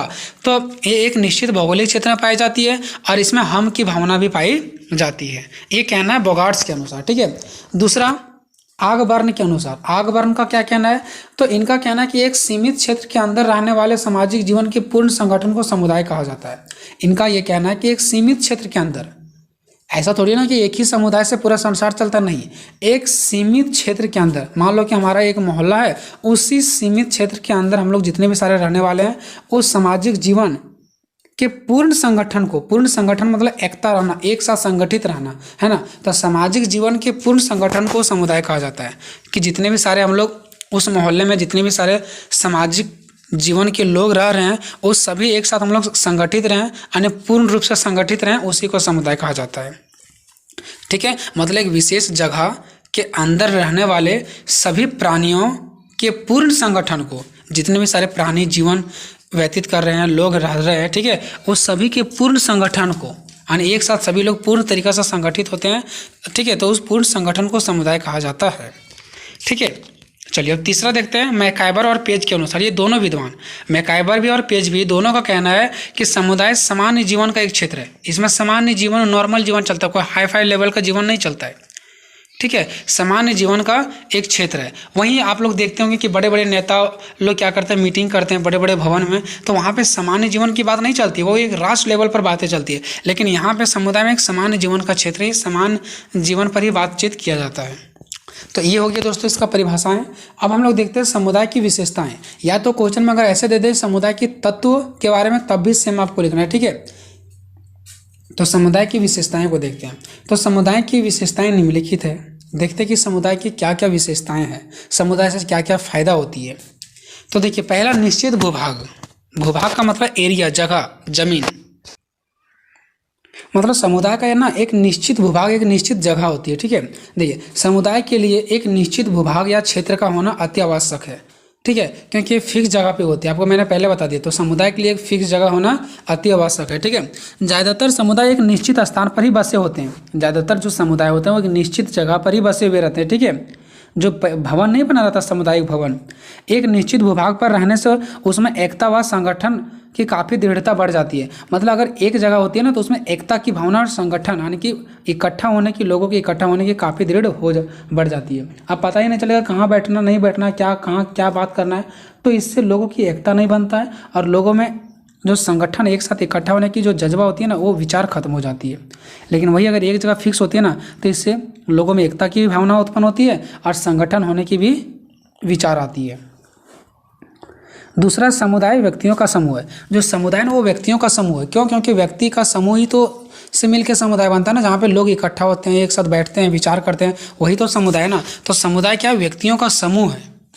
तो समुदाय व्यक्तियों का एक समूह है। व्यक्तियों के बिना समुदाय का निर्माण नहीं हो सकता है। व्यक्तियों के बिना समुदाय का निर्माण हो सकता है क्या? नहीं। जब व्यक्ति बैठेंगे नहीं, विचार विमर्श करेंगे नहीं, तो समुदाय किस काम का? जहाँ भी एक फिक्स जगह हो गया बैठने की, ठीक है, और वहाँ पे लोग जाकर के विचार विमर्श करें, वो हमारा समुदाय कहलाता है। तीसरा आत्मनिर्भरता। अब ये आत्मनिर्भरता क्या है? तो प्राचीन काल में, यानी कि अगर अभी से पुराने समय में चल जाए तो पहले क्या होता था? आत्मनिर्भरता जो था ना वो समुदाय का एक आवश्यक तत्व माना जाता था, कि जो आत्मनिर्भरता ना वो समुदाय का एक आवश्यक तत्व है। क्यों? क्योंकि जब समुदाय में लोग जाते थे ना, किसी को कोई दुख तकलीफ होता था, एक दूसरे को मिल करके एक दूसरे से साझा करते थे और आत्मनिर्भर रहते थे, दूसरे पर डिपेंड नहीं रहते थे। समुदाय के लोग एक दूसरे पर डिपेंड रहते थे। ये नहीं कि कहीं दूसरे से हम लोग भीख मांगेंगे, नहीं, आत्मनिर्भर रहते थे उन लोग, कि हमें अगर कोई प्रॉब्लम आ गया तो वो हमें साथ देगा निश्चित तौर पर, और अगर उनको कोई दिक्कत हो गया तो हम उसको साथ देंगे। तो पहले आत्मनिर्भरता होता था, है ना। एक समुदाय में निवास करने वाले की समस्त आवश्यकताएं वहीं से पूरी हो जाती थी। यानी पहले के टाइम में क्या होता था पता है? कि एक समुदाय में जितने भी सारे लोग निवास करने वाले होते थे ना, उसकी जितनी भी सारे समस्त आवश्यकता होती थी ना, वहीं से पूरा हो जाती थी, और वो लोग आत्मनिर्भर रहते थे एक दूसरे से, ठीक है। लेकिन आज के युग में ऐसा नहीं रहा है। आज समुदाय पूर्ण रूप से प्राश्रित है। प्राश्रित मतलब एक दूसरे पर आधारित है, ठीक है। मतलब ये खुद पर नहीं है कि हम अपने समुदाय के लोगों से ही मांगेंगे, हम दूसरे से कोई चीज़ मांग लेते हैं, ठीक है। तो ये प्राश्रित का मतलब होता है, ठीक है, प्राश्रिती का मतलब होता है कि एक दूसरे पर डिपेंड रहना, ठीक है। लेकिन पहले के लोग दूसरे पर डिपेंड नहीं रहते थे, उनका अपने ही समुदाय से पूरा हो जाता था, ठीक है, अपना ही समुदाय के लोगों से पूरा हो जाता था। अब दोस्तों यहाँ पे आप लोग सोच रहे होंगे कि यहाँ पे भी तो एक दूसरे पर डिपेंड हो रहे हैं, बट समुदाय में अगर हम एक दूसरे से मदद ले रहे हैं तो कल भी तो उसको मदद देंगे ना। लेकिन अभी के टाइम में क्या हो गया? अभी के टाइम में प्राश्रिती हो गया, यानी कि हम दूसरे से मदद लेने के बारे में सोचते हैं, जिसको हम जानते भी नहीं, पैसा की जरूरत पड़ गया और 2 दिन दोस्ती हुआ तो उससे भी हम लेने की बारे में सोचते हैं, ठीक है। तो ये आज के युग में हो गया है। नेक्स्ट है सामुदायिक भावना। लोगों के अंदर सामुदायिक भावना जगता है। जब एक साथ इकट्ठा होकर के बैठते हैं तो लोगों के अंदर सामुदायिक का भावना जगता है, एक दूसरे से इकट्ठा होने की, एकता की भावना जगता है ना। समुदाय में सामुदायिक भावना पाई जाती है। एक भूभाग से संबंध होने की वजह से एक सामुदायिक व्यक्तियों में जो एकता की भावना होती है ना, एक भूभाग से संबंधित होने की वजह से, यानी कि जितने सारे लोग उस समुदाय में रहते हैं वो एक ही भूभाग से रहते हैं, एक ही जगह के रहते हैं, एक ही क्षेत्र के रहते हैं ना, और उससे उसकी मन में क्या होता है? समुदाय की भावना जगती है, एकता की भावना जगती है, अपनेपन की भावना उत्पन्न होती है कि सब मेरा अपना ही है, और इसी को सामुदायिक भावना कहते हैं। जिसमें अपने की भावना हो, अपने ही लोगों में अपने ही की भावना हो, एकता की भावना हो, उसको सामुदायिक भावना कहते हैं, ठीक है। 5वां है सामान्य जीवन। समुदाय में क्या होता है? लोगों का सामान्य जीवन रहता है ना। समुदाय किसी विशेष उद्देश्य या कार्य की पूर्ति का साधन नहीं होता है, यानी समुदाय में लोग किसी विशेष उद्देश्य की बड़े लेवल पर कोई उद्देश्य के बारे में सोच रहे हैं कि हमें देश का विकास कैसे करना है, या तो फिर कोई बड़ा सा हमें बांध कैसे बांधना, ये सब चीज़ों के बारे में लोग नहीं सोचते हैं, इसकी पूर्ति के लिए नहीं बैठते हैं, बल्कि इसमें तो सदस्यों का एक सामान्य जीवन व्यतीत होता है, व्यक्तियों का एक सामान्य जीवन व्यतीत होता है। छठा है बहुत कुछ सामान्य जीवन। अब देखिए, बहुत कुछ सामान्य जीवन, यानी कि जितने सारे लोग वहाँ पे बैठते हैं ना, उन लोगों में बहुत कुछ सामान्य जीवन पाया जाता है। सामान्य जीवन का देखिए, सामान्य जीवन का मतलब हो गया एक जैसा व्यवहार, लोगों में एक जैसा संस्कृति, एक जैसा रीति रिवाज, एक जैसा भाषा पाई जाती है। ये नहीं कि वही समुदाय में रहने वाले लोगों का इसका भाषा अलग है, उसका भाषा अलग, नहीं, बहुत कुछ सामान्य जीवन, यानी कि लोगों में बहुत कुछ एक जैसा समान, यानी बराबर जीवन देखा जाता है, ठीक है। एक स्थान पर साथ साथ रहने से उनका जीवन बहुत एक सा रहता है, एक जैसा रहता है, ठीक है। बहुत कुछ समान उद्देश्य एवं समान हितों को लेकर लोग संबंध होते हैं, यानी कि क्या होते हैं, यानी कि लोगों का क्या होता है? एक जैसा हित होता है, एक जैसा उद्देश्य होता है, यानी कि कोई विचार विमर्श हो रहा है किसी भी चीज़ पर तो लोगों का एक जैसा उद्देश्य होता है कि हाँ, यहाँ पे हम लोग एक दूसरे से लड़ाई झगड़ा कर रहे हैं तो लड़ाई झगड़ा नहीं होना चाहिए, तो लोगों का एक जैसा उद्देश्य होता है, ठीक है। एक जैसा उन लोगों का हित होता है। हित मतलब कोई चीज़ का पूर्ति, ठीक है, कि ये चीज़ होना चाहिए, ये नहीं होना चाहिए, ठीक है, तो ये हो गया हित। तो जितने भी सारे लोगों का उद्देश्य और हित होता है ना, वो एक जैसा होता है लोगों का, ठीक है। एक सी रीति रिवाज होता है उन लोगों का, एक ही जैसा रीति रिवाज होता है, एक जैसा नियम कानून होता है समाज में, ये नहीं कि उसके लिए अलग नियम, इसके लिए अलग नियम, एक जैसा भाषा होता है। एक उत्सव व संस्कार साधारणता एक समुदाय में देखने को मिलता है। एक उत्सव मतलब एक जैसा लोगों का खुशी देखा जाता है, एक जैसा पर्व त्यौहार मनाया जाता है, ठीक है। ये सब चीज़ें देखा जाता है समुदाय में, हम लोगों को देखने को मिलता है। तो हम कह सकते हैं कि वहाँ के बहुत कुछ लोगों के लिए मतलब ना एक जैसा जीवन पाया जाता है, ये नहीं कि अलग अलग पाया जाता है सब में, ठीक है। 7 नंबर है विशिष्ट नाम। अब समुदाय का एक विशिष्ट नाम भी दिया जाता है, आप लोग देखते होंगे, ठीक है। तो प्रत्येक समुदाय का एक अपना एक विशिष्ट नाम होता है जिसके द्वारा उसे पृथक जाना जाता है। पृथक मतलब अलग अलग। अब मान लो सबका एक ही जैसा रहेगा, समुदाय भवन, तो कौन सा समुदाय भवन में जाना पता ही नहीं चलेगा। तो पृथक मतलब अलग होने के लिए कि उससे इसका पहचान अलग हो, इससे उसका पहचान अलग हो, इस अलग अलग पहचान के लिए, पृथक होने के लिए उसका एक अलग नाम दिया जाता है। और समुदाय का नाम अधिकतर उसके स्थानीय भूभाग के नाम पर ही रखा जाता है। मतलब वहाँ का जो जगह है ना, उसी के आधार पर लगभग इधर उधर का ही नाम मिलता जुलता, ताकि हमारा ये जो जहाँ पे हम लोग रहते हैं उससे मिलता जुलता ही समुदाय का नाम रखा जाता है, ठीक है, ताकि उसको पहचाना जा सके। नेक्स्ट है 8 नंबर समानताओं का क्षेत्र। प्रत्येक समुदाय में अनेक प्रकार की समानताएं पाई जाती है, मतलब एक जैसा पाई जाती है सभी लोगों में, ठीक है। ये नहीं कि इसका भाषा, इसका विचार, इसका सोच अलग है और उसका भाषा सोच अलग है, नहीं, समानता का क्षेत्र यानी एक जैसा विचार पाई जाती है। नेक्स्ट है 9 नंबर अस्थायित्व। अस्थायित्व मतलब जो एक जगह बना रहता है, तो समुदाय भी एक जगह ही बना रहता है, ठीक है। तो समुदाय एक अस्थायी संगठन है जहाँ पे एक जगह बनाया रहता है, ठीक है। एक बार बन जाने के बाद किन्हीं असाधारण घटनाओं, मतलब जहाँ पे एक बार समुदाय बन गया फिर वो खत्म नहीं होती है। हाँ, कभी बाढ़ आ गया, भूकंप आ गया, तूफान आ गया, तभी ये सब चीज़ों से वो नष्ट हो सकती है समुदाय, नहीं तो छोड़कर समुदाय सरलता बना रहता है। ये सब चीज़ जैसे बाढ़ हो गया, ठीक है, भूकंप हो गया, तूफान हो गया, यही सब चीज़ों से नष्ट होगा तो होगा, नहीं तो ये समुदाय हमेशा बना रहता है, अस्थायित्व हमेशा रहता है, ठीक है। ये कभी अस्थायित्व का मतलब हो गया जो हमेशा बना रहता है, ठीक है, कभी ये मतलब नष्ट नहीं होता है। उसके बाद नेक्स्ट है अंतरह समुदाय। अंतरह समुदाय का मतलब ये बड़े समुदाय के नीचे भी छोटे छोटे समुदाय होते हैं, ठीक है। तो समुदाय की एक विशेषता अंतरह समुदाय का होना भी है, ठीक है। अंत समुदाय का मतलब ये हो गया कि इसका यह तात्पर्य है कि एक बड़े समुदाय के अंतर्गत अनेक छोटे छोटे समुदाय भी पाए जाते हैं और उसी को हम लोग अंतर समुदाय के नाम से जानते हैं। अंतर समुदाय मतलब बड़े समुदाय के नीचे भी छोटे छोटे समुदाय पाए जाते हैं।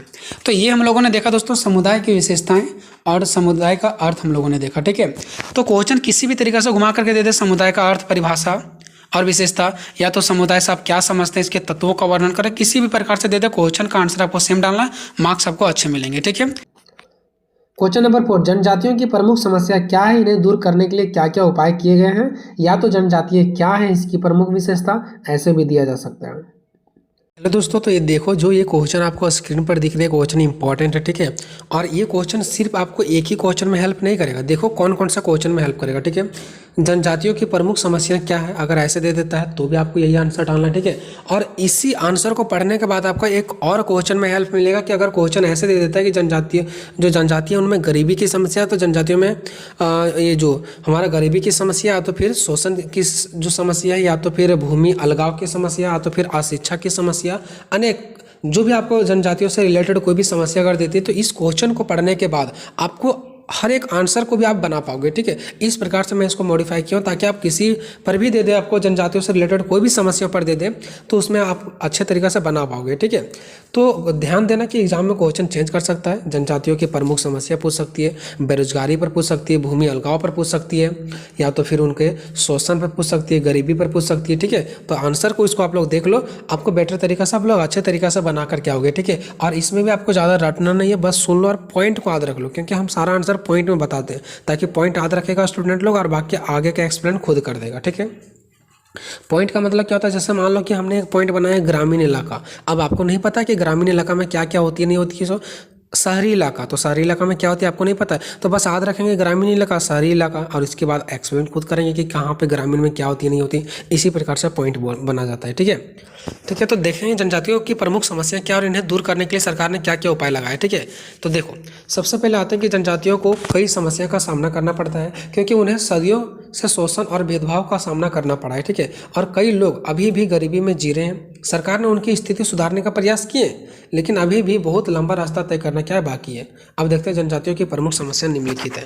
कौन कौन सा है? भूमि से अलग होना। देखो अब जनजातीय लोग भूमि से क्या हो गया, अलग हो गया। सरकार उनको एक जगह भूमि दे रहा था कि खेती आप लोग एक जगह कीजिए, रहिए और अच्छे से खाइए, लेकिन इन लोगों को वो चीज़ें पसंद नहीं था। इन लोगों को जंगलों में ही रहना पसंद था, ठीक है। अब जंगलों में धीरे धीरे जंगल लगने लगा, सरकार का बड़ा बड़ा योजना आने लगा, फैक्ट्री लगने लगा, इससे उन लोगों को जमीन की मात्रा कम होने लगा और इन लोग अपना जमीन से बेदखल हो गया, जमीन से दूर हो गया, ठीक है। जनजाति के मुख्य समस्या भूमि से क्या होना, अलग होना है। तो आपको बस पॉइंट याद रखना, भूमि से अलग होना, बाकी खुद इधर एक्सप्लेन कर देना, ठीक है। जैसे कि हम जानते हैं कि जनजातियाँ आज भी सभी समाजों से दूर जंगलों में, पर्वतों में अधिक निवास करते हैं। मतलब जो एक अच्छा समाज है वहाँ पे ना रह करके वो दूर में बसते हैं, ठीक है। जनजाति की प्रमुख समस्या भूमि से अलग हो जाने की है। क्यों? क्योंकि प्रशासनिक अधिकारी, वन विभाग के ठेकेदार इत्यादि के प्रवेश से उनका शोषण प्रारंभ हुआ है। जब वो ठेकेदार वहाँ पे पहुँचता है, जंगल के जो प्रशासन होते हैं वो पहुँचते हैं, तो बड़ा बड़ा वहाँ पे फैक्ट्री वगैरह, जंगल वगैरह लगाते हैं। इसके वजह से उन लोगों का बिल्कुल भूमि से क्या हो गया, अलग हो गया उन लोग। दूसरा क्या, अशिक्षा।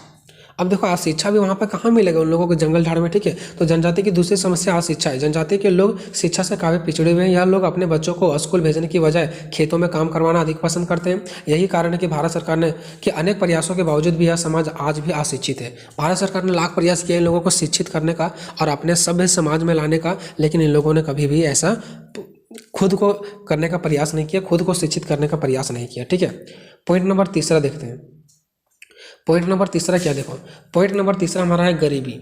देखो गरीबी क्या है, तो जनजातीय समुदाय में गरीबी स्थिति उनके अस्तित्व के लिए संकट पैदा करती है, ठीक है। इनकी आजीविका का मुख्य साधन कंद होता है, मूल होता है, शिकार होता है, जलाने के लिए लकड़ियाँ होती है, छोटी मोटी झोपड़ियाँ तक ही सीमित रहती है। मतलब ये जंगल में रहते हैं तो इनके पास गरीबी, देखो हम लोग रहते हैं एक बड़ा समाज में, तो यहाँ पे हर चीज़ में हमें मौका मिलता है, ठीक है। लेकिन उन लोगों को ज़्यादा चीज़ में मौका नहीं मिलता। उन लोगों के पास जंगल झाड़ में जो चीज़ें फल फ्रूट आता है वही चीज़ें, लकड़ियाँ होती है, बस इसके अलावा और कुछ होती नहीं है, ठीक है। अब यही सब जब उसके पास सीमित मात्रा में चीज़ें रहेगी तो गरीब तो होंगे ही होंगे, और जब ये चीज़ खत्म हो जाएंगे तो लोग और गरीब हो जाते होंगे, ठीक है। तो ये आर्थिक रूप से यार लोग काफ़ी पिछड़े हुए, मतलब पैसों के मामले में काफ़ी पिछड़े हुए, ठीक है। चौथा, बेरोजगारी। देखो जनजातियों की आजीविका के परंपरागत स्रोत सीमित होते हैं। मतलब देखो जहाँ पे जंगल झाड़ रहते हैं वहाँ पे जो भी चीज़ें खाते पीते हैं, जो भी ये जिस चीज़ों से पैसा कमाते हैं, क्या वो हमेशा बना रहता है?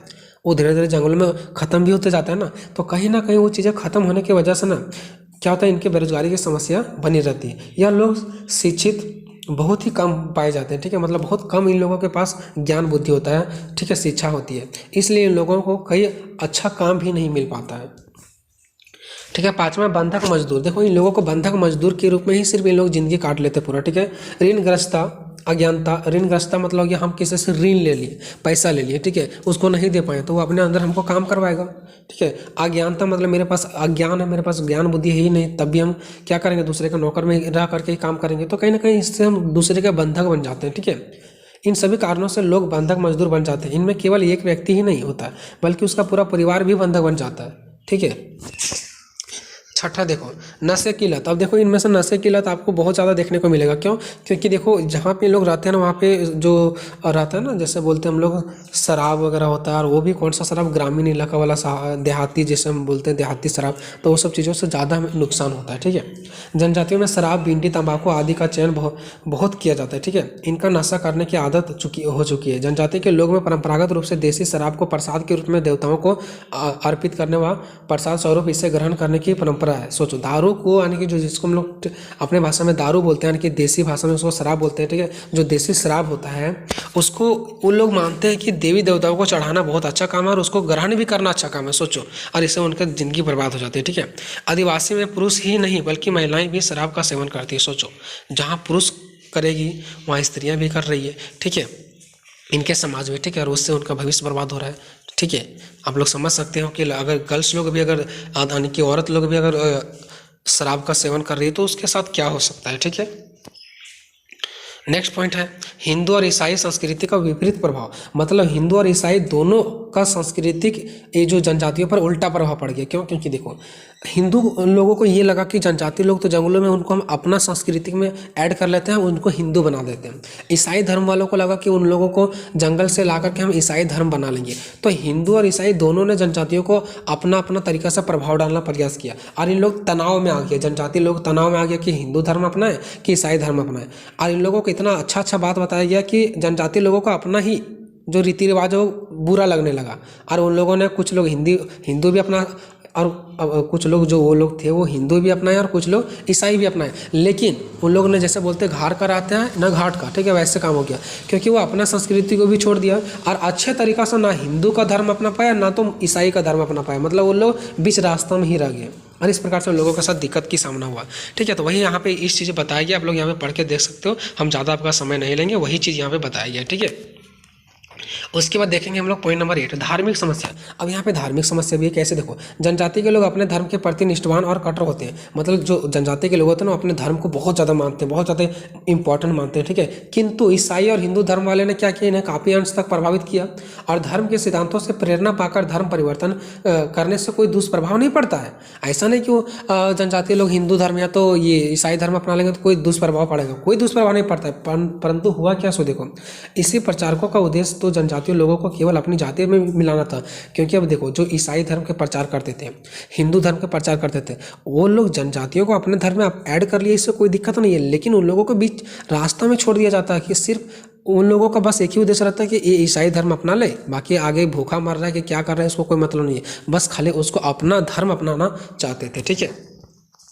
9 नंबर है स्थानांतरित कृषि पद्धति की समस्या। स्थानांतरित मतलब होता है, देखो, जनजाति लोग क्या करता है पता है, एक जगह खेती करता है, जब देखता है कि उस जमीन का नमी खत्म हो गया, वहाँ अच्छा फसल नहीं हो रहा है, तो फिर दूसरे जगह वो लोग चले जाते हैं, फिर वहाँ पे भी खत्म हो जाता है तो दूसरे जगह चला जाता है। मतलब एक जगह से दूसरे जगह स्थानांतरित होते रहते हैं। लेकिन सरकार ने इस पर रोक लगा दी है। क्यों? क्योंकि ये लोग एक जगह से दूसरी जगह जाते हैं, अपना ज़मीन बनाते हैं। अब ज़मीन बनाने के लिए उसमें जो पेड़ पौधा होता है उसको काट दिया जाता है, जो खेत के अंदर आते हैं पेड़ पौधा उसको काट दिया जाता है, पेड़ पौधा कट जाते हैं, इससे हमारा मिट्टी जो जकड़ा हुआ रहता है, एक जगह टाइट मिट्टी रहता है, वो खत्म हो जाता है। इससे बाढ़ वगैरह आता है तो मिट्टी को बहा करके ले जाता है, इससे बाढ़ की समस्या बन जाती है, ठीक है। जब पानी वगैरह आती है तो मिट्टी ज़्यादा कटने लगता है, लेकिन वही पेड़ अपने जड़ के द्वारा उस मिट्टी को पकड़ा रहता है तो बाढ़ वगैरह नहीं आता है, ठीक है। तो इस पर सरकार रोक लगा दिया। अब इन लोगों को खेती एक जगह सिर्फ एक जगह खेती करने के लिए मौका मिल रहा है और एक जगह फसल हो नहीं रहा है, तो इन लोगों की समस्या और बढ़ गया, ठीक है। सरकार ने हस्तांतरित कृषि पद्धति पर रोक लगा दी, ठीक है, और कानूनी उसे नाजायज करार दे दिया, ठीक है। फिर भी भूमि हस्तांतरित कृषि अभी भी बंद नहीं हुई है। इस पद्धति से घटिया किस्म की फसल होती है, क्योंकि एक ही जगह उन लोगों को करना पड़ रहा है, और वन संपदा की बर्बादी भी होती है, क्योंकि उस पेड़ पौधों को काट देता है ना। इससे जमीन कटाव बढ़ता है, जमीन कट जाता है, बाढ़ों की संभावना भी बढ़ जाती है। बाढ़ जब आती है ना तो इससे क्या होती है, बाढ़ की संभावना, पेड़ पौधा नहीं रहेंगे तो इस चीज़ से तो रहे, ठीक है, मिट्टी को नहीं पकड़ेंगे वो, और इससे हमारा मिट्टी कट जाती है, ठीक है। उसके बाद अब देखते हैं इनकी समस्या दूर करने के लिए सरकार कौन कौन सा उपाय किए। तो सरकार ने लाख प्रयास किया, लेकिन इन लोगों को खुद को सुधारने का नाम ही नहीं लेते, ठीक है। देखो, जनजातीय समाजों में अनगिनत समस्या है जिससे जनजातियों को हमेशा जूझना पड़ रहा है, ठीक है। स्वतंत्रता के बाद सरकार का ध्यान भी जनजातियों की समस्याओं की ओर गया और उनकी समस्या दूर करने के लिए अनेक उपाय भी किए गए। अब कौन कौन सा उपाय देखो, पहला, अनुच्छेद 275 के अनुसार केंद्र सरकार द्वारा राज्यों को विशेष अनुदान देने की व्यवस्था किया गया। भारत सरकार ने कहा कि अनुच्छेद 275 के अनुसार से केंद्र सरकार के द्वारा जो है वो हर एक राज्यों में विशेष अनुदान की व्यवस्था किया गया कि इन लोगों को एक विशेष अधिकार दिया जाए, ठीक है। दूसरा, लोकसभा, विधानसभा एवं सरकारी नौकरियों में इन्हें आरक्षण का लाभ दिया गया, ठीक है। जहाँ पे हम लोगों को ज़्यादा नंबर लाना पड़ता है, वहीं इन लोगों को कम नंबर ला करके भी नौकरी ले लेना पड़ता है, ठीक है। तो लोकसभा, विधानसभा एवं सरकारी नौकरियों में इन्हें आरक्षण का भी लाभ दिया गया। तीसरा क्या है, विभिन्न पंचवर्षीय योजना। जब हर साल हमारे 5 साल के बाद हमारे देश में एक पंचवर्षीय योजना होता है, जिसमें से ये अनुमान लगाया जाता है 5 सालों के बाद कि हमारे देश में कितना खर्चा पड़ने वाला, तो उसके हिसाब से कितना पैसा आया, कितना पैसा खर्चा होगा, क्या अगर 10 लाख पैसा खर्चा हो रहा है तो हमारा देश के पास 10 लाख है या नहीं, तो ये पंचवर्षीय योजना बनाया जाता है, ठीक है। उस टाइम जब पंचवर्षीय योजना बनाया जाता है तो करोड़ों रुपये बस इनके समस्याओं के खर्चों के लिए दे दिया जाता है, जनजातियों के समस्याओं के खर्चों के लिए, ताकि उन लोग ऊपर उठ सकें। चौथा, देखो, भारतीय संविधान में भी इनका अधिकार प्राप्त है। देखो, भारतीय संविधान की 5वीं अनुसूचित के अनुच्छेद 244 में ध्यान रखना, ठीक है। झारखंड, बिहार समेत कई राज्यों में भी अनुसूचित क्षेत्र घोषित कर दिया गया कि जो झारखंड है, बिहार है, ये सब कौन सा है, अनुसूचित क्षेत्र है। और अनुसूचित क्षेत्र घोषित किया गया तो इन पर विशेष ध्यान भी दिया जा सके, ताकि हम जान सके कि ये क्षेत्र क्या है, एक हमारा जनजातीय क्षेत्र है, ठीक है, अनुसूचित क्षेत्र है, और ताकि हम उस पर एक विशेष ध्यान दे सकें। 5वां, इनके विकास के लिए निःशुल्क शिक्षा के अतिरिक्त छात्रवृत्ति और आरक्षण की सुविधा भी प्रदान की गई। मतलब सरकार ने लाख प्रयास किया इन लोगों को अच्छा जिंदगी व्यतीत करने के लिए, ठीक है, ताकि इन लोग अच्छे से रहें और एक जगह रहें और एक देश का नागरिक बने, और इन लोग हर एक चीज़ों में भाग लें, चाहे वो हमारा वोट देने से लेकर के एक नेता बनने तक का हो, ठीक है। हर चीज़ों में प्रयास किया सरकार की इन लोगों का स्थिति क्या हो, सुधरे। लेकिन इन लोग वही संस्कृति पर अड़े रहते हैं जो पहले परंपरा था इन लोगों का, जंगलों झाड़ों में रहना, एक जगह से दूसरी जगह जाना, वो सरकार नहीं करने देती और वो लोग वही चीज़ें करने पर अड़े हुए हैं, ठीक है। तो ये वीडियो आपको कैसा लगा दोस्तों, कॉमेंट करके जरूर बताना। क्वेश्चन नंबर 5, आधुनिक समय में स्त्रियों की स्थिति में हो रहे परिवर्तन की चर्चा करें या भारत में महिलाओं की स्थिति के बारे में वर्णन करें, ऐसे भी दे सकता है, ठीक है। हेलो दोस्तों, ये क्वेश्चन बहुत ही आसान है। अगर आप लोग एक बार वीडियो को देख लो, अगर आपको समझ में नहीं आया, ठीक है, तो आप इस वीडियो को दोबारा नहीं देखिएगा, या तो फिर मेरे वीडियो को देखिएगा ही नहीं, ठीक है। जो भी है स्पष्ट है, ठीक है, हम आपको पहले ही बता देते, बहुत ही आसान क्वेश्चन है। ठीक है, एक बार आपको देखने के बाद समझ में आ जाएगा। ठीक है, मोस्ट इंपॉर्टेंट क्वेश्चन। और भी वीडियो पाने के लिए आप चैनल को सब्सक्राइब कर लीजिए, दोस्तों में शेयर कीजिए। नेक्स्ट क्या कि आधुनिक समय में, यानी कि अभी वर्तमान के समय में स्त्रियों की स्थिति में हो रहे परिवर्तन की चर्चा करें। क्वेश्चन चेंज करके दे सकता है, आधुनिक समय में महिलाओं की स्थितियों में किए गए सुधारों का वर्णन करें। ठीक है, या तो फिर सिंपल सा बस इतना देगा कि महिलाओं के लिए कौन कौन सा कदम उठाए गए हैं। ठीक है, तो महिलाओं से रिलेटेड कोई भी क्वेश्चन आएगा, आंसर आपको इसी टाइप से डालना है। ठीक है, सबसे पहले भूमिका देखते हैं। तो आधुनिक काल में, यानी कि अभी के समय में, नारी सामाजिक व्यवस्था में स्थान रखती है। नारी क्या है कि अब समाज व्यवस्था में अपना कदम रखना शुरू कर दी है। पुरुषों की भांति वह भी उच्च शिक्षा ग्रहण करती है। पुरुषों की भी भांति क्या करती है, महिलाएं भी उच्च शिक्षा क्या करती है, ग्रहण करती है। सभी प्रकार के प्रशिक्षण, जिसको ट्रेनिंग भी बोलते हैं, ठीक है, हर प्रकार का ट्रेनिंग लेती है और घर की सीमाओं से बाहर निकल करके स्कूल, कॉलेजों, कार्यालय, अस्पतालों आदि में क्या करती है, अपने कार्य क्षमता अनुसरण स्थान प्राप्त करती है। ठीक है, यानी कार्य क्षमता के अनुसार से क्या करती है, वो अपना स्थान प्राप्त करती है। समझ गया, मतलब वो ट्रेनिंग लेती है पुरुषों की तरह। वह घर से बाहर निकल करके अब स्कूलों में भी जाती है, कॉलेजों में जाती है, कार्यालय, अस्पतालों आदि जगहों में अपने कार्य क्षमता के अनुसार, मतलब उसके अंदर जितना क्षमता है उतना आगे वो अब बढ़ पाते हैं। ठीक है, और अपना स्थान प्राप्त करते हैं। तो ये भी बदलाव हुआ अभी के समय में महिलाओं की स्थितियों में। ठीक है, ये हम लोगों ने भूमिका देख ली दोस्तों। अब देखेंगे कि महिलाओं की स्थिति में सुधार के लिए उठाए गए कदम, कि महिलाओं की स्थिति में सुधार करने के लिए कौन कौन सा कदम उठाए गए हैं, इनकी स्थिति में परिवर्तन लाने के लिए कौन कौन सा कदम उठाए गए हैं। ठीक है, तो सरकार द्वारा स्त्रियों की दशा सुधारने के लिए अनेक कदम उठाए हैं और अनेक कानून भी बनाए हैं, ताकि इन लोगों की स्थितियों को क्या किया जा सके, सुधारा जा सके। सबसे पहले है सती प्रथा। सबसे पहला क्या आपका, सती प्रथा। तो सती प्रथा एक बहुत ही गंदा, जितना इसको हम लोग खराब बोले, इसमें बहुत ही खराब व्यवहार किया जाता था लोगों के साथ। ठीक है, क्या होता था कि इसमें जब पुरुष का मौत हो जाता था तो उसी आग के में उसी स्त्री, जो विधवा स्त्री हो जाती थी, उसको क्या कर दिया जाता था, जला दिया जाता था कि अब आपको जीना नहीं है। आपका पुरुष यानी कि आपका हस्बैंड मृत हो गए हैं, आपका हस्बैंड का, ठीक है, तो उसी के साथ उस विधवा औरत को भी जला दिया जाता था, उसको जीने का अधिकार भी नहीं होता था। इसलिए इसको सबसे गंदा नीति कहा गया है, सती प्रथा, जो वो सबसे गंदा नीति है। ठीक है, तो यह एक ऐसी प्रथा थी जिसमें पति की मौत होने पर क्या होता था, पति की चिता के साथ ही उसकी विधवा को भी जला दिया जाता था। लेकिन राजा राममोहन राय ने सती प्रथा को हिंदू समाज के लिए शर्मनाक कहा, सबसे गंदा कहा। ठीक है, इसके विरुद्ध 1829 में यह कानून पारित किया गया। इसके विरुद्ध मतलब इसको हटाने के विरुद्ध, कि इसको हटा दिया जाए। और 1829 में यह कानून को पारित किया गया कि अब से ऐसा सती प्रथा नहीं होगा। पहले ऐसा ही होता था। तो पहला कदम ये उठ गया स्त्रियों के लिए कि अब विधवा औरत को नहीं जलाया जाएगा। कानून का बना था 1829 में। चलिए दूसरा देखते हैं, विधवा पुनर्विवाह अधिनियम। पहले क्या होता था, जब पुरुष यानी उसका पति का जब डेथ हो जाता था तो स्त्रियों को दोबारा शादी करने का मौका नहीं मिलता था, लेकिन फिर बाद में मिलने लगा। तो ये भी स्त्रियों के लिए कदम उठाया गया।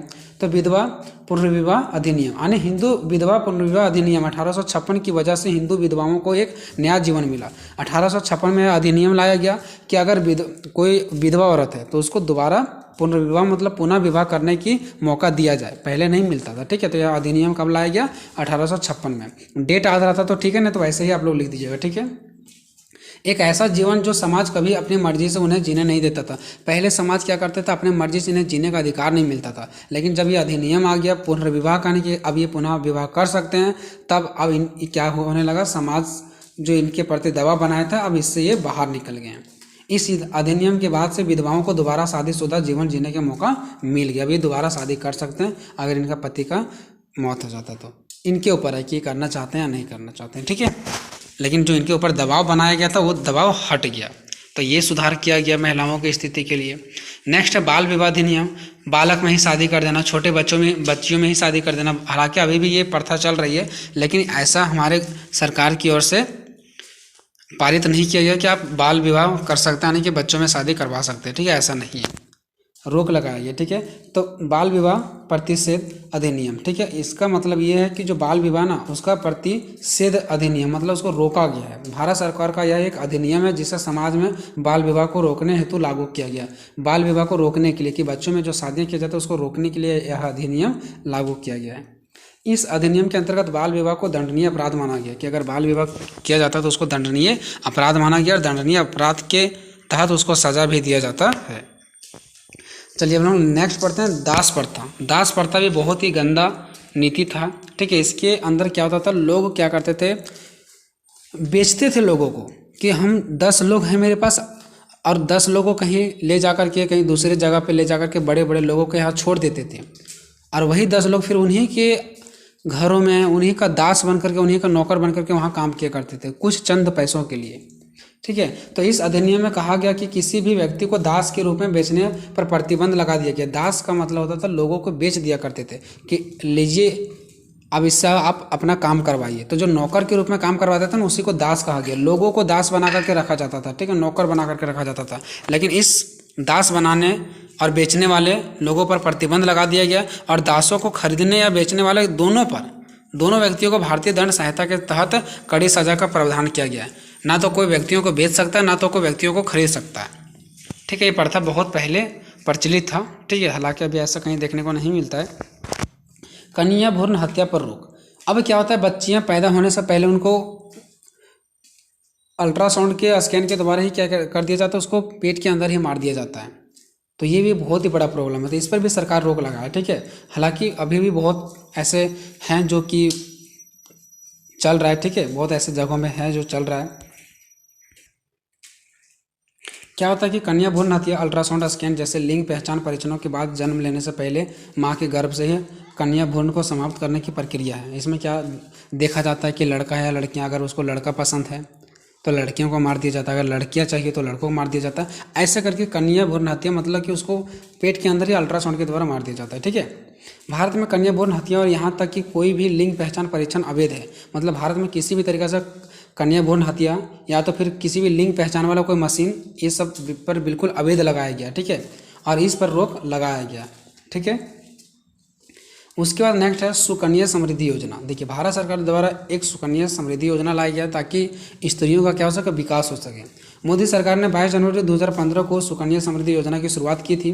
यह स्कीम 10 साल से कम उम्र की लड़कियों या तो फिर बच्चियों की उच्च शिक्षा और शादी के लिए आने लड़कियों के सुरक्षित भविष्य के लिए यह बचत योजना है, ठीक है, ताकि वो अपना शिक्षा क्या कर सके, ग्रहण कर सके, और उसको पैसा इसलिए मिलता ताकि कुछ शादी वगैरह में उसको कुछ मदद मिल सके, ठीक है। तो इस प्रकार से 10 साल से कम उम्र की लड़कियों की या तो फिर बच्चियों की उच्च शिक्षा के लिए या तो शादी के लिए ये योजना लाया गया सरकार द्वारा, ठीक है।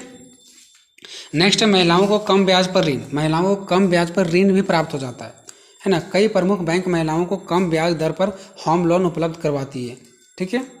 चलिए उसके बाद नेक्स्ट चलते हैं दोस्तों, महिलाओं के बचत बैंक खाते। महिलाओं के लिए बचत बैंक खाते भी ओपन करवाया गया गवर्नमेंट की तरफ से, ठीक है। नियमित बचत बैंक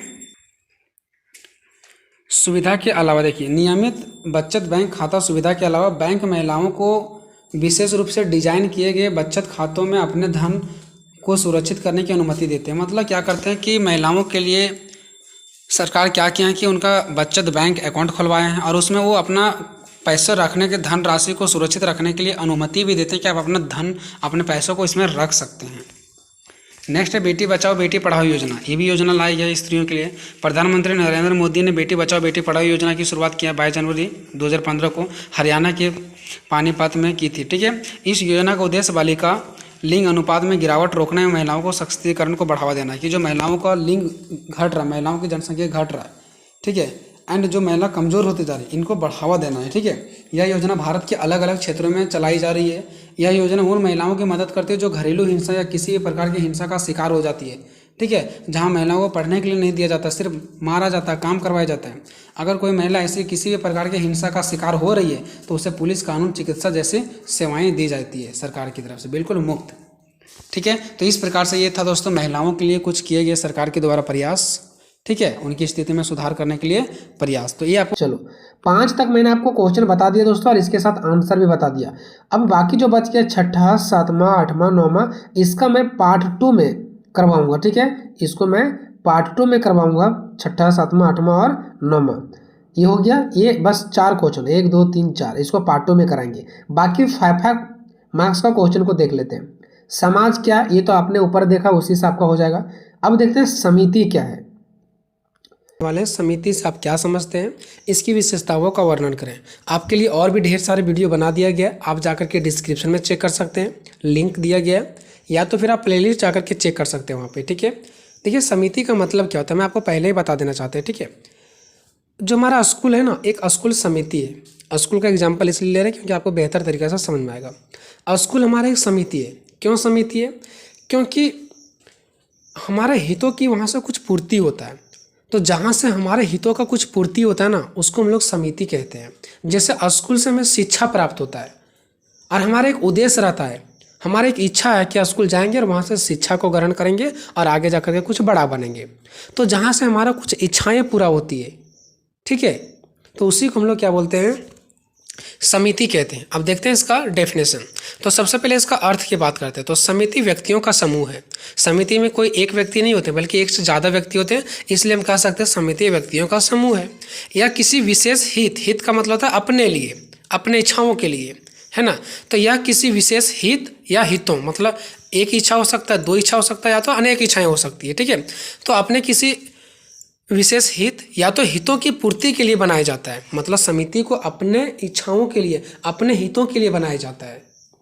ठीक है, ताकि अपने हितों का क्या किया जा सके, पूरा किया जा सके। तो विद्यालय भी तो सभी छात्रों का हितों का पूर्ति करते हैं ना, सभी को पढ़ाई एजुकेशन देते हैं ताकि वो बड़ा बन सके। तो समिति वही होता है जो किसी विशेष हितों की पूर्ति के लिए बनाया जाता है ना। जैसे परिवार भी किस लिए बनाया जाता है, ताकि बच्चों की हितों का पूर्ति किया जा सके। विद्यालय किस लिए बनाया जाता है, ताकि विद्यार्थियों के हितों की पूर्ति किया जा सके और वह आगे बढ़ सके। राजनीतिक दल क्यों बनाया जाता है, ताकि हमारा देश का विकास हो सके और लोगों की इच्छा पूरा हो सके। और ये सब इत्यादि समितियाँ हैं। ठीक है, तो ये सब का सब क्या समिति है। छात्रों का संगठन, जहाँ पे छात्र एक साथ इकट्ठा होते हैं और क्या करते हैं, एक साथ इकट्ठा होकर के नारा लगाते हैं कि मुझे जॉब दो, मुझे नौकरियां दो। क्यों? ताकि उनकी कुछ इच्छाएं हैं। ठीक है, और जिससे उनकी इच्छाएं पूरा होती है ना, उसको हम लोग क्या बोलते हैं, समिति कहते हैं, जहाँ पे लोग इकट्ठा होते हैं। ठीक है, जैसे उदाहरण के लिए विद्यालय का उद्देश्य शिक्षण देना है, विद्यालय का उद्देश्य क्या है, शिक्षा देना, तो वो एक हमारा समिति हो गया। क्योंकि वहाँ से विद्यार्थियों के अंदर एजुकेशन जा रहा है ना, वो लोग शिक्षित हो रहे हैं ना, तो विद्यार्थियों का तो पूर्ति हो रहा है कि नहीं हो रहा है। तो कहीं ना कहीं उस पूर्ति को कौन कर रही है, तो विद्यालय कर रही है। तो विद्यालय हमारा क्या हो गया, समिति हो गया। तो सीधा सीधी बात है दोस्तों, जो हितों की पूर्ति करती है, जो हम सब हितों का पूर्ति करती है ना, उसको हम लोग समिति कहते हैं। जहाँ से हमारा हित का पूर्ति होता है, जहाँ से हमारी इच्छाएं भरती है। ठीक है, हर मनुष्य का कुछ ना कुछ इच्छा होती है, और उस इच्छा जहाँ से पूर्ति होती है ना, जहाँ से पूरा होता है ना, उसको हम लोग समिति कहते हैं। चलिए अब देखिए आगे। इसका निर्माण विशेष उद्देश्यों के पूर्ति के लिए किया जाता है। समिति का निर्माण क्यों किया जाता है, ताकि इसका उद्देश्य ये होता है कि कुछ विशेष उद्देश्य पूरा किया जा सके, है ना, इसलिए इसका निर्माण किया जाता है। चलिए दूसरा पॉइंट देखिए, व्यक्ति निश्चित उद्देश्य लेकर शामिल होता है। अब देखिए समिति में क्या वो वैसे जाते हैं, नहीं, कुछ उसके पास अपना उद्देश्य होता है। अगर हम लोग स्कूल भी जाते हैं तो उद्देश्य होता है कि डॉक्टर बनेंगे। तो व्यक्ति जब समिति की ओर पहुंचता है ना, तो वो अपने साथ कुछ ना कुछ उद्देश्य को भी लेकर के जाते हैं, उसके पास उद्देश्य शामिल होता है। नेक्स्ट क्या है, यहाँ व्यक्तियों की आवश्यकताओं की पूर्ति का साधन है। जो समिति है ना, वो समिति क्या है, तो समिति क्या है, तो ये व्यक्तियों की आवश्यकता को पूरा करने का एक साधन है ना। इसके द्वारा, समिति के द्वारा व्यक्तियों की आवश्यकताओं को पूरा किया जा सकता है। इसलिए समिति को एक साधन कहा गया है लोगों की आवश्यकता को पूरा करने का। ये 3 मैंने छोटे छोटे पॉइंट देख लिए, अर्थ भी देख लिए। अब बात करते हैं समिति की परिभाषा का। तो देखिए अलग अलग विद्वानों ने समिति का अलग अलग परिभाषा दी है।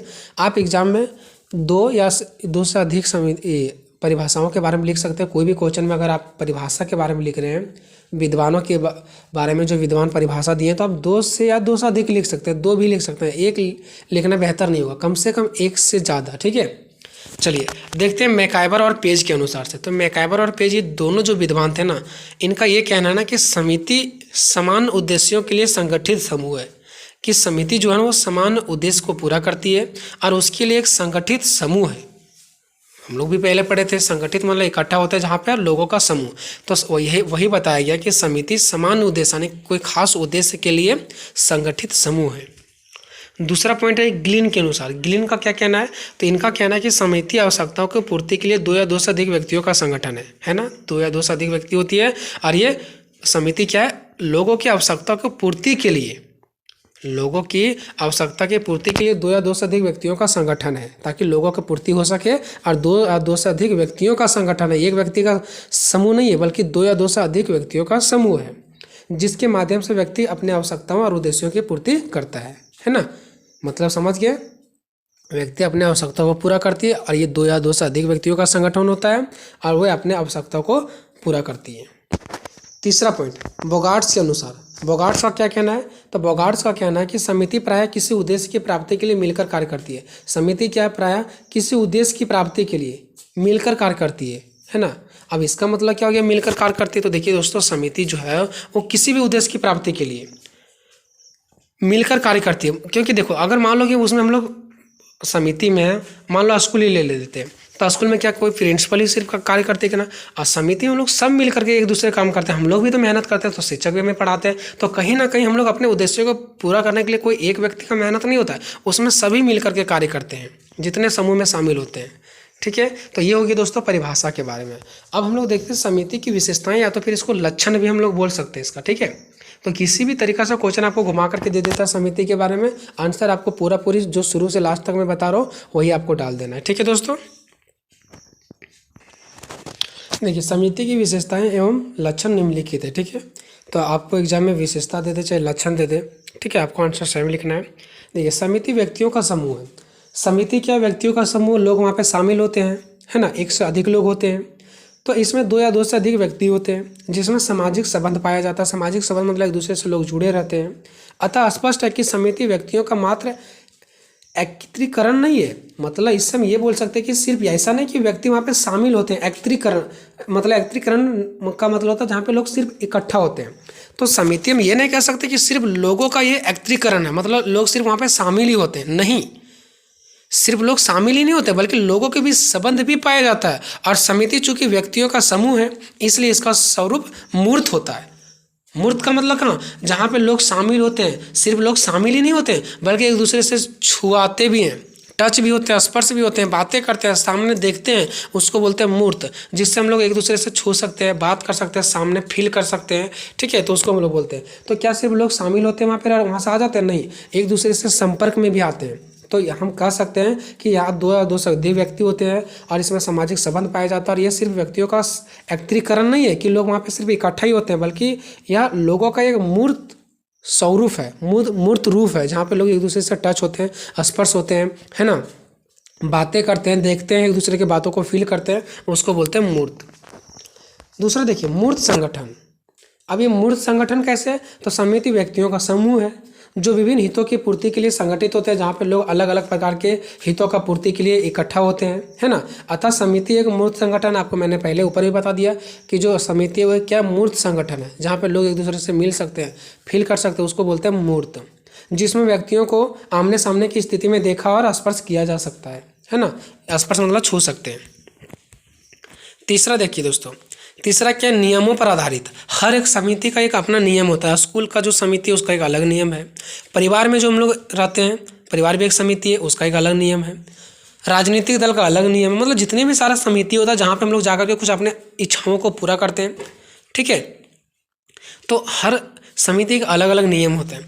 तो कोई भी समिति अनियमित रूप से अपना कार्य नहीं कर सकती। जहाँ पे नियम नहीं होगा वहाँ पे वो कार्य नहीं कर सकती है, क्योंकि जिन उद्देश्यों की पूर्ति के लिए समिति का निर्माण होता है उसको तभी प्राप्त किया जा सकता है जब समिति के सदस्य संगठित होकर नियम से कार्य करें, है ना। मतलब देखिए, अगर हम समिति में शामिल हुए तो कहीं ना कहीं मेरा कुछ उद्देश्य होगा, और उस उद्देश्य को तभी पूरा किया जा सकता है जब उस समिति में शामिल सदस्य उस नियम को फॉलो करेंगे, नियम से कार्य करेंगे। बिना नियम से कार्य करेंगे तो उसकी आवश्यकता को पूरा नहीं किया जा सकता है। जैसा स्कूल जाएंगे, स्कूल का नियम है कि छात्रों अपना होमवर्क करके आएंगे, आप होमवर्क नहीं करके जाएंगे तो आपकी आवश्यकता की पूर्ति नहीं होगा, फिर वो समिति किसी काम का नहीं है। चौथा, अस्थायी। देखिए, समिति की प्रकृति अस्थायी होती है। अस्थायी मतलब ये हमेशा बना नहीं रहता है। समिति की स्थापना कुछ उद्देश्यों की पूर्ति के लिए की जाती है, और जैसे ही इन उद्देश्यों की प्राप्ति होती है समिति समाप्त हो जाता है। देखिए दोस्तों, जो समिति है ना वो हमेशा अस्थायी नहीं है, ये अस्थायी है। कैसे अस्थायी है? तो जैसे ही हमारी आवश्यकता की पूर्ति होती है, ठीक है, और जैसे ही हमारा उद्देश्य जो था वो पूरा हो जाता है, वैसे ही समिति समाप्त हो जाती है। अब आप बोलोगे स्कूल तो कभी समाप्त नहीं होती है। दोस्तों, स्कूल समाप्त नहीं होती है। मान लो कि 9-10 का स्कूल है, आप 9-10 पढ़ लिए, फिर 11-12 गए, तो 9-10 पढ़ के आप वहाँ से निकल गए ना, तो आपके लिए वो समिति खत्म होगी। फिर नया बच्चा वहाँ पे जुड़ेंगे तो उनके लिए वो समिति हो गई ना। हम लोग परिवार के बीच में रहते हैं, तो जब तक रहते हैं हमारी इच्छा होती है कि हम लोग आगे जा कर के ये धन दौलत करेंगे, 4 व्हीलर गाड़ी लेंगे, ठीक है, इस जगह पर हम अपना घर बनाएंगे, बहुत सारी इच्छाएं रहती है। और वो जैसे जैसे हम लोग बुढ़ापे होते जाता है, इच्छाएं हो सकता है पूरा भी होता है, नहीं भी होता है, ठीक है, और इच्छाएं को पूरा करते जाते हैं, एक समय ऐसा होता है कि हम लोग यहाँ से दुनिया को छोड़ करके चले जाते हैं। तो उस कंडीशन में हमारे लिए समिति क्या हो गया, खत्म हो गई। तो जैसे जैसे हमारी आवश्यकता की इच्छा पूरा होती जाती है, हमारा समिति भी खत्म हो जाती है, हमेशा बना नहीं रहती है। क्या हम लोग अपने घर में हमेशा क्लियर रह सकते हैं? क्या हम लोग स्कूल में हमेशा क्लियर रह सकते हैं? नहीं, ठीक है। तो समिति अस्थायी है। नेक्स्ट है 5 नंबर, निश्चित उद्देश्य, है ना। एक हमारा निश्चित उद्देश्य होता है, तभी तो हम लोग समिति का निर्माण करते हैं ना। और हम समिति के पास क्यों जाते हैं? ताकि हमारा आवश्यकता की पूरा हो सके। बिना आवश्यकता के समिति हो ही नहीं सकता है। तो समिति का विकास स्वतः नहीं होता है कि समिति अपने आप खुद विकास कर जा रहा है, स्कूल खुद विकास करेगा। हमें पढ़ करके हमें टॉप करना पड़ेगा, तब ना हमारा स्कूल का विकास होगा। इसका जन्म व्यक्तियों की आवश्यकताओं की पूर्ति के लिए होता है। यानी समिति का जन्म कैसे होता है? व्यक्तियों की आवश्यकता की पूर्ति के लिए स्कूल खुल गया, तो समिति का निर्माण कैसे हुआ? ताकि व्यक्तियों की पूर्ति किया जा सके, है ना। उदाहरण के लिए विद्यार्थी इस उद्देश्य की प्राप्ति के लिए लेखन सामग्री सस्ती और अच्छी मिले, एक समिति का निर्माण कर ले। देखो, उदाहरण के लिए अगर हम समझें तो एक जो बच्चे लोग हैं वो क्या करेंगे, विद्यार्थी लोग अपने एक समिति बनाएंगे। किस लिए? ताकि जो लेखन सामग्री है, पढ़ने लिखने का जो सामग्री है वो सस्ती और अच्छी मिले। महंगा हो गया तो सस्ता होना चाहिए और अच्छी होना चाहिए, इसके लिए लोग एक साथ इकट्ठा हो गए, तो ये समिति है। समिति क्यों है? ताकि क्योंकि इन लोगों का उद्देश्य है कि इस सस्ता होना चाहिए ताकि हम लोग पढ़ सकेंगे, है ना। इसी प्रकार जितनी भी समितियां होती हैं उनके पीछे एक निश्चित उद्देश्य होते हैं। जैसा भी बच्चों लोगों का उद्देश्य क्या था कि चीज़ें सस्ता हो जाए, तो ये भी तो एक समिति ही था ना। तो एक निश्चित उद्देश्य होता है लोगों का। इन बच्चों का उद्देश्य क्या था कि जो सामग्री है वो सस्ती हो जाए और अच्छी हो जाए। छठा है, समिति सहयोग पर आधारित है। जो समिति है ना वो सहयोग पर आधारित है। जितने भी सारे लोग शामिल होते हैं उसमें एक दूसरे का सहयोग करते हैं, है ना। समिति का बनना एवं बना रहना सदस्यों के सहयोग पर ही निर्भर है। अगर समिति बना रहता है, ठीक है, और अगर समिति को बनाया जाता है तो सदस्यों के सहयोग से, अगर सदस्य एक दूसरे को सहयोग नहीं करेंगे ना तो समिति बना नहीं रहेगा, फिर टूट जाएगा वो। विचार पूर्वक स्थापना, इसका जो स्थापना होता है विचार पूर्वक स्थापना किया जाता है, विचार सोच समझ के, है ना। तो समिति की स्थापना की जाती है और यह स्थापना सोच विचार कर विचार पूर्वक की जाती है, क्योंकि व्यक्तियों के कुछ उद्देश्य होते हैं, व्यक्ति उन्हें प्राप्त करना चाहते हैं, तो वह नियमों के द्वारा सोच विचार कर समिति की स्थापना करते हैं ना। इसका स्वतः विकास नहीं हो जाता कि समिति का हो गया, हम समिति को बना लिए, समिति अपना आप विकास हो जाएगा, नहीं। सोच समझ करके समिति बनाया जाता है, सोच समझ करके उसको आगे चलाया जाता है, तब कहीं ना कहीं वो विकास करते हैं, ठीक है। तो इसमें विचार पूर्वक स्थापना होता है, बहुत सोच समझ करके इसका स्थापना किया जाता है कि जो समिति का निर्माण हम कर रहे हैं वो कितना सही है, कितना गलत है, कितना आगे विकास करेगी या तो फिर नहीं करेगी, ठीक है। समिति साधन है, साधन नहीं। ये पॉलिटिकल में, ठीक है, ये बहुत ज़्यादा इंपॉर्टेंट वर्ड है, इसको आपको समझना बेहद जरूरी है, ठीक है। आप पॉलिटिकल नहीं भी पढ़ रहे हो तो अपना जीवन लाइफ में आपको ये जानना बहुत जरूरी है, साधन और साध्य। देखिए, समिति साधन है, साधन नहीं। साधन का मतलब होता है दोस्तों, जैसे कि देखो, पढ़ने के लिए हमारा साधन क्या है? बुक, किताब। स्कूल जाने के लिए हमारा साधन क्या है? साइकिल, गाड़ी, है ना। खाने का साधन क्या है? चावल, रोटी, ये सब हो गया साधन। साध्य का मतलब होता है लक्ष्य। जैसे फॉर एग्जांपल हम एक स्टूडेंट हैं, हम पढ़ रहे हैं, ठीक है, तो हमारे पास दो साधन होते हैं, हमारे पास दो चीज़ें होता है, एक साधन होता है, एक साध्य होता है। देखिए कैसे, हम जो बुक पढ़ रहे हैं ना वो हमारा साधन है, और ये बुक जो पढ़ रहे हैं ये साधन है। वो किस लिए? तो ये साध्य को प्राप्त करने के लिए। साध्य का मतलब होता है लक्ष्य, ध्यान दीजिएगा, साध्य का मतलब होता है लक्ष्य। तो जो किताब हम लोग पढ़ते हैं वो हो गया हमारा साधन, और जो हम डॉक्टर बनने का सपना देख रहे हैं वो लक्ष्य, ये साध्य हमारा, ठीक है। तो साधन और साध्य का मतलब समझ गए। तो समिति क्या है? साधन है कि साध्य है? अगर हम पूछेंगे आपको किताब, तो किताब क्या साधन है कि साध्य है? तो किताब जो है ना दोस्तों वो साधन है, साधन नहीं है, लक्ष्य नहीं है कि आप किताब को छू लिए और डॉक्टर बन जाएंगे, उसके लिए आपको पढ़ना पड़ेगा। तो किताब हो गया साधन, ठीक है। आपको साध्य ऑटोमेटिक नहीं मिलेगा, साध्य के लिए मेहनत करना पड़ता है, लक्ष्य के लिए। साधन आपको ऑटोमेटिक मिल जाएगा, आप जाइए दुकान, पैसा दीजिए, आपको किताब मिल जाएगा, कॉपी मिल जाएगा, सब साधन मिल जाएगा, लेकिन साध्य नहीं मिलेगा। साध्य के लिए आपको खुद मेहनत करना पड़ेगा, लक्ष्य। तो समिति भी जो है ना वो साधन है, स्कूल एक साधन है, जाएंगे शिक्षा प्राप्त करेंगे, लेकिन स्कूल जो है यानी समिति जो है वो साध थोड़ी नहीं है कि आपको तुरंत लक्ष्य दे देगा, आप वहाँ गए डॉक्टर बन गए तुरंत सो, ठीक है। तो समिति का निर्माण विभिन्न लक्ष्यों की पूर्ति हेतु होता है, यानी समिति का निर्माण अलग अलग उद्देश्यों अलग अलग लक्ष्यों की पूर्ति के लिए किया जाता है। परंतु समिति का निर्माण ही हमारा अंतिम उद्देश्य नहीं होता है कि समिति का निर्माण कर दिया और हम डॉक्टर बन गए, हमारा अंतिम उद्देश्य यही था, नहीं। हम अपने उद्देश्य की पूर्ति अन्य साधनों से भी कर सकते हैं, हम अपने उद्देश्यों की पूर्ति अलग अलग साधनों से भी कर सकते हैं। स्कूल जाना है तो साइकिल से भी जा सकते हैं, गाड़ी से भी जा सकते हैं, ठीक है। लेकिन साध्य तो हमारा एक ही होता है, स्कूल जाना हमारा लक्ष्य है, ठीक है। तो समिति साधन है, साध्य नहीं।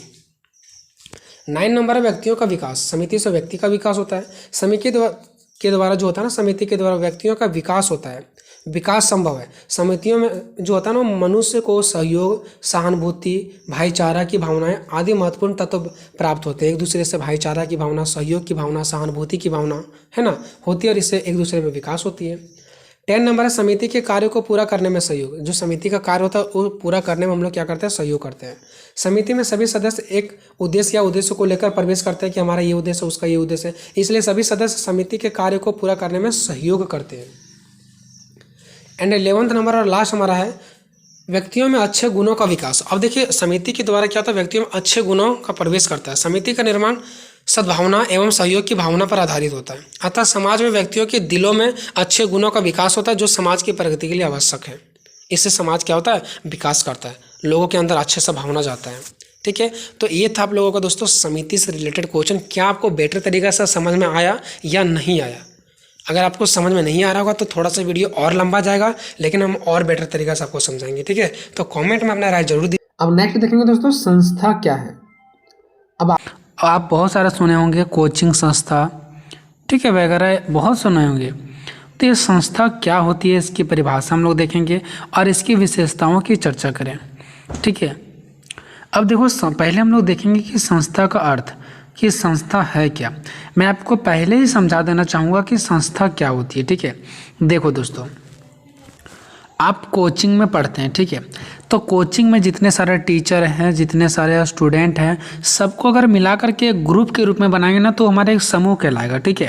कि एक समूह है विद्यार्थियों का या तो शिक्षकों का समूह है। लेकिन हम उसी कोचिंग को एक समूह के रूप में भी बोल सकते हैं और उसी कोचिंग को हम एक संस्था के रूप में बोल सकते हैं। संस्था के रूप में हम तब बोलेंगे जब हम लोग वहाँ पे पढ़ने के लिए जाते हैं और हमारा एक उद्देश्य रहता है कि हम ये नौकरी को करेंगे, हमारा उद्देश्य रहता है कि हम ये जॉब को करेंगे, या तो फिर हमारा उद्देश्य रहता है कि हम गरीबी को मिटा दें, ठीक है।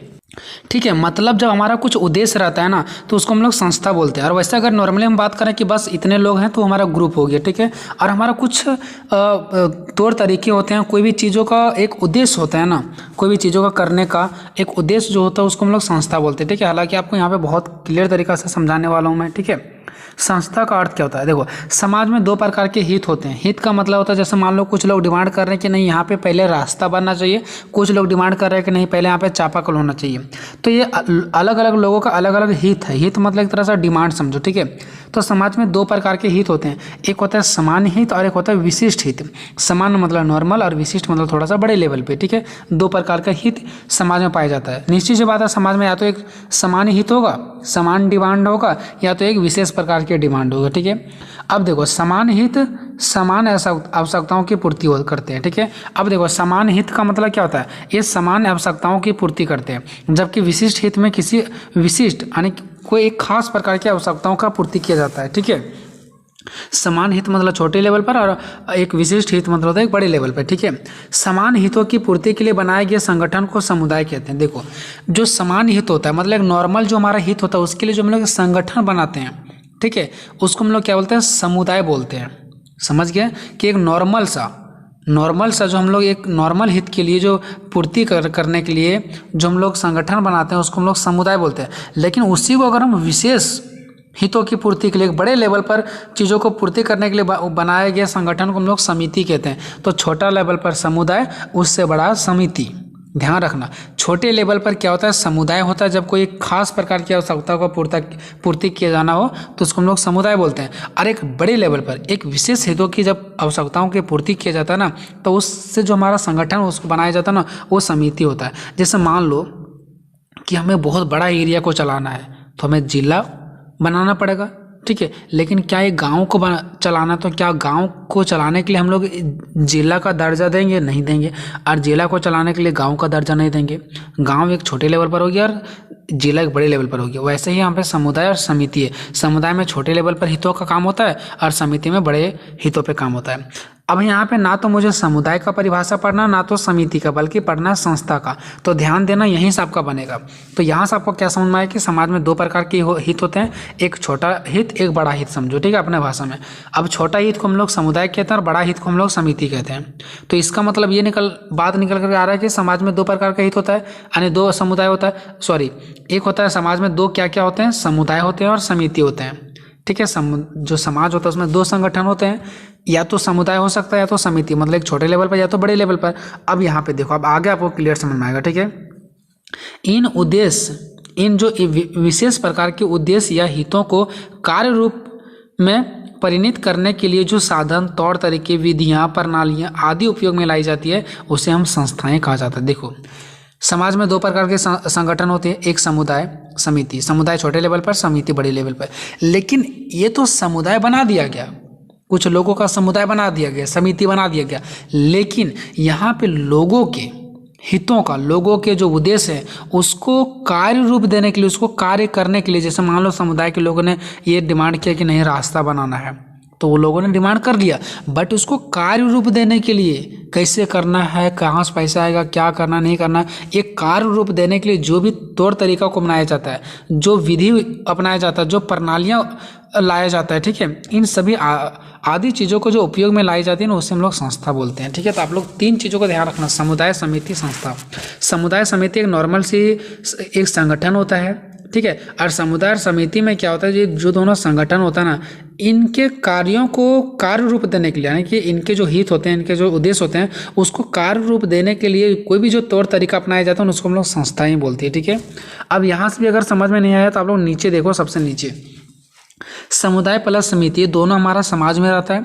और समुदाय और समिति में जो भी चीज़ों को उद्देश्य रहता है कि जैसे हमें रास्ता बनाना है, तो वहाँ का समुदाय और समिति का उद्देश्य क्या हो गया, रास्ता बनाना। तो इस जो रास्ता बनाना, ये जो हमारे उद्देश्य है, इसको पूरा करने के लिए, इसको कार्य रूप देने के लिए, यानी कि रास्ता बनाना ही बनाना है, तो इसको काम करने के लिए क्या क्या चीज़ों की ज़रूरत है, कौन सा साधन की ज़रूरत है, कौन सा तौर तरीका अपनाना, कौन सा विधि, कौन सा प्रणालियाँ इत्यादि चीज़ों का जो उपयोग में लाई जाती है, उसे हम लोग क्या करते हैं, संस्था बोलते हैं। तो समुदाय प्लस समिति, दोनों को कार्य रूप देने के लिए जो तरीके अपनाया जाता है, कार्य रूप देने के लिए जो तरीके अपनाया जाता है, उसे हम लोग संस्था बोलते हैं। तो ये चीज़ें हालांकि आपको समझ में आ गया होगा, ठीक है। कार्य रूप देने के लिए, ठीक है, हम लोग कोचिंग में जाएंगे, बैठेंगे और आ जाएंगे तो हम लोग एक संस्था, संगठन हो गए हैं, ठीक है। लेकिन उनको हम हमारा एक लक्ष्य होता है कि हमें एसएससी का एग्ज़ाम निकालना, तो उसके लिए हम पढ़ते हैं, कोई भी विधि का उपयोग करते हैं, शॉर्ट ट्रिक का अपनाते हैं या तो आध करके जाते हैं। तो ये सब हमारा एक विधि हो गया, तौर तरीके हो गया, प्रणाली हो गया, साधन हो गया।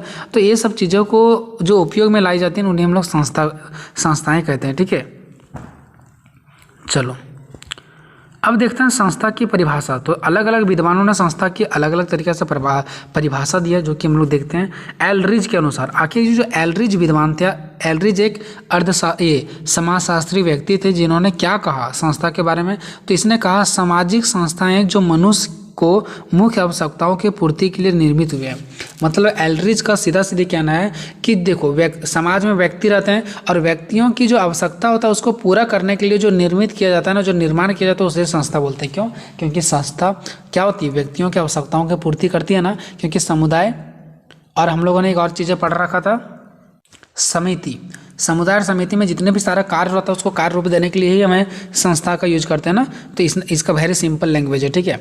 दूसरा जो हमारा है उसका नाम है बेबलिन। बेबलिन ने क्या कहा, इसने कहा संस्थाएं सामान्य जनता में पाई जाने वाली विचार करने की स्थिर आदतें हैं। मतलब इसने ये कहा कि जो संस्था है ना, वो सामान्य जनता में, मतलब एक नॉर्मल सा जनता में, नॉर्मल सा लोगों में पाई जाने वाली विचार करने की स्थिर आदतें हैं। मतलब जो हम अपने मन में विचार करते हैं, ठीक है, हम अपने मन में जो विचार करते हैं ना, वही हमारा क्या है, संस्था है। क्यों? क्योंकि हमें रास्ता कैसे बनाना है इसके प्रति हम लोग मन में विचार करते हैं। ये हमारा क्या हो गया, एक संस्था हो गया, ठीक है। तीसरा, मैकाइवर एंड पेज के अनुसार से, ठीक है, मैकाइवर एंड पेज के अनुसार से जो दो समाजशास्त्री इसने क्या कहा, तो संस्था की परिभाषा देते हुए लिखा है कि संस्था कार्य प्रणाली के उस प्रतिष्ठ स्वरूप अथवा स्थिति को कहते हैं जो समूह की क्रियाओं का विशेषताएं स्पष्ट करती है। मतलब जो समूह की क्रियाएं की विशेषताएं स्पष्ट करती है, ठीक है। यानी कि समूह की क्रियाएं, जो एक समूह है उसका क्या क्रियाएं हैं, उसकी विशेषताओं को स्पष्ट करती है कि वो काम कैसे किया जाना है, उनकी विशेषताओं को क्या करती है, स्पष्ट करती है, उसको हम लोग संस्था बोलते हैं। तो यहाँ पे 3 परिभाषाएं बताया है, ठीक है। आपको अगर 2 पे आसान लगता है तो आपको एग्जाम में 2 भी आप लोग लिख सकते हैं, ठीक है। अगर आप लोग नॉर्मल एग्जाम का तैयारी दे रहे हैं, जैसे BA, चाहे आप किसी भी सेमेस्टर में हो, सेमेस्टर 1 2 3 4 5 6 8 किसी भी सेमेस्टर में हो, ठीक है, तो आप लोग 2 भी लिख सकते हैं, आपका अच्छा खासा नंबर आपको मिल जाएगा, ठीक है। हालांकि कोई भी अगर समाजशास्त्री जिस प्रकार से परिभाषा देता है उसी प्रकार से ही आपको याद रखना चाहिए, उसमें कोई भी आपको आसान हार्ड लैंग्वेज का यूज नहीं करना चाहिए, ठीक है। क्यों? क्योंकि जिस प्रकार से वो समाजशास्त्री ने बोला इसके बारे में वैसा ही आपको यहाँ पे बताना पड़ेगा। ये हार्ड और ईजी नहीं किया जा सकता, ठीक है। किसको, कोई भी समाजशास्त्री के जो देते हैं, ठीक है, परिभाषा उसको छोटा बड़ा नहीं कर सकते हैं, ठीक है। अब देखते हैं संस्था की विशेषताएं या तो फिर आवश्यक तत्व कि संस्था की क्या विशेषताएं हैं, ठीक है। तो संस्था की निम्नलिखित विशेषताएं हैं एवं आवश्यक तत्व है, ठीक है। विशेषताएं बोलो या तो फिर आवश्यक तत्व बोलो, बात एक ही पड़ता है। हो सकता है दे देगा संस्थाएं की विशेषताओं को वर्णन करें या तो फिर संस्था की आवश्यक तत्वों की वर्णन करें, तो दोनों एक ही है, ठीक है। पहला इसका विशेषता है निश्चित उद्देश्य।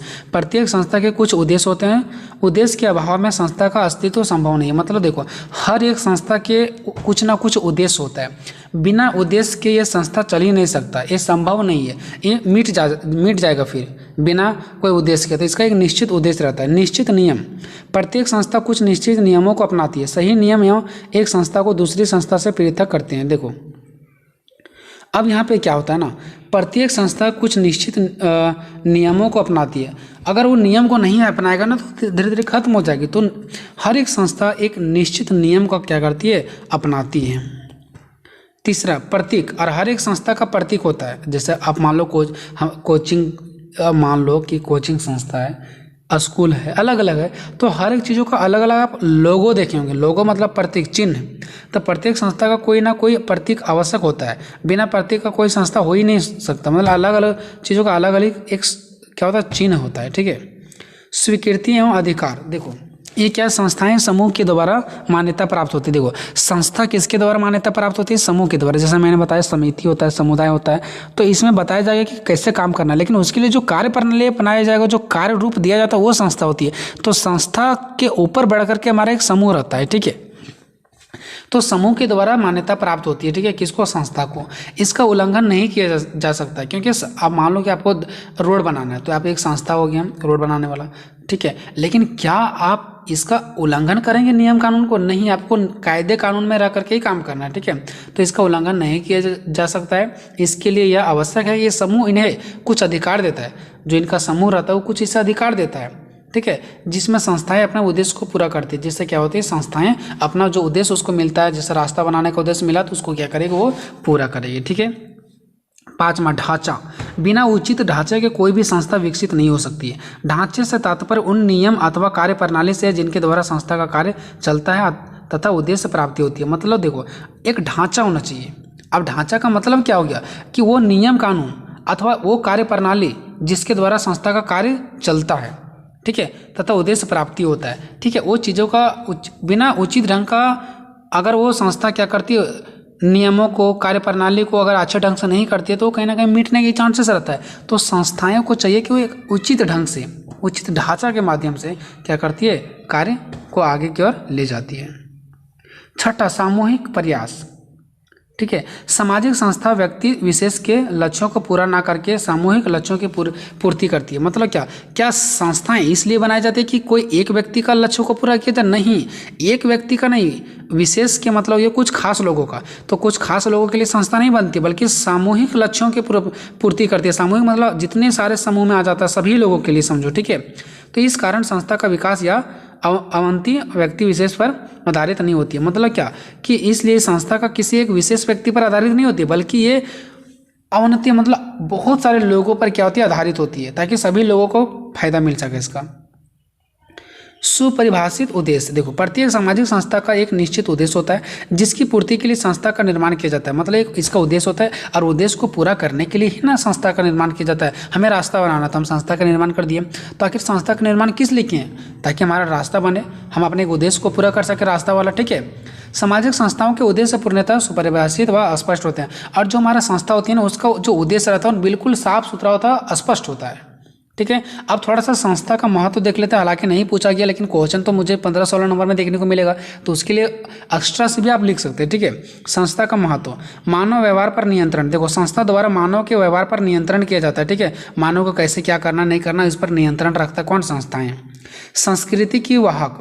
देखो, सामाजिक संस्थाएं सांस्कृतिक व्यवस्था का अंग होती है। क्यों? क्योंकि ये सांस्कृतिक विरासत पर आधारित होती है। सामाजिक संस्था के नियम व पद्धतियां संस्कृति के गुणों को दर्शाते हैं। संस्थाओं के द्वारा संस्कृति एक पीढ़ी से दूसरी पीढ़ी को हस्तांतरित होती है। मतलब देखो, हमारा संस्थाएं क्या करती है ना, संस्कृति की वाहक है, मतलब संस्कृति को देखभाल करने वाला। हम अपने संस्कृति को हमारे बाल बच्चे फिर उनके बाल बच्चे तक पहुंचता है। क्यों? क्योंकि इन संस्थाओं के द्वारा समाज में समिति समुदाय के माध्यम से ही पहुंचता है। ठीक है, तो कहीं ना कहीं संस्कृति की वाहक भी है, जिसके माध्यम से हम लोग एक पीढ़ी से दूसरी पीढ़ी में संस्कृति का आदान प्रदान होता रहता है। ठीक है, सामाजिक अनुकूलन में सहायता। अनुकूलन मतलब हो गया, देखो, सामाजिक संस्थाएं अपने नियमों द्वारा व्यक्तियों को कठिन परिस्थितियों के साथ अनुकूलन करना सिखाती है। मतलब क्या होता है, संस्था क्या करती है ना, जब समाज में कोई कठिन परिस्थिति आ जाता है तो उस टाइम कैसे रहना नहीं रहना है, उसी को बोलते हैं अनुकूलन। कि कठिन परिस्थितियों में भी अपने आप को बैलेंस कर लेना और अच्छे परिस्थिति में भी अपने आप को बैलेंस कर लेना। तो ये चीज़ें हमें समाज में कौन सिखाता है? संस्थाएं सिखाती है कि हमें किस प्रकार से कठिन या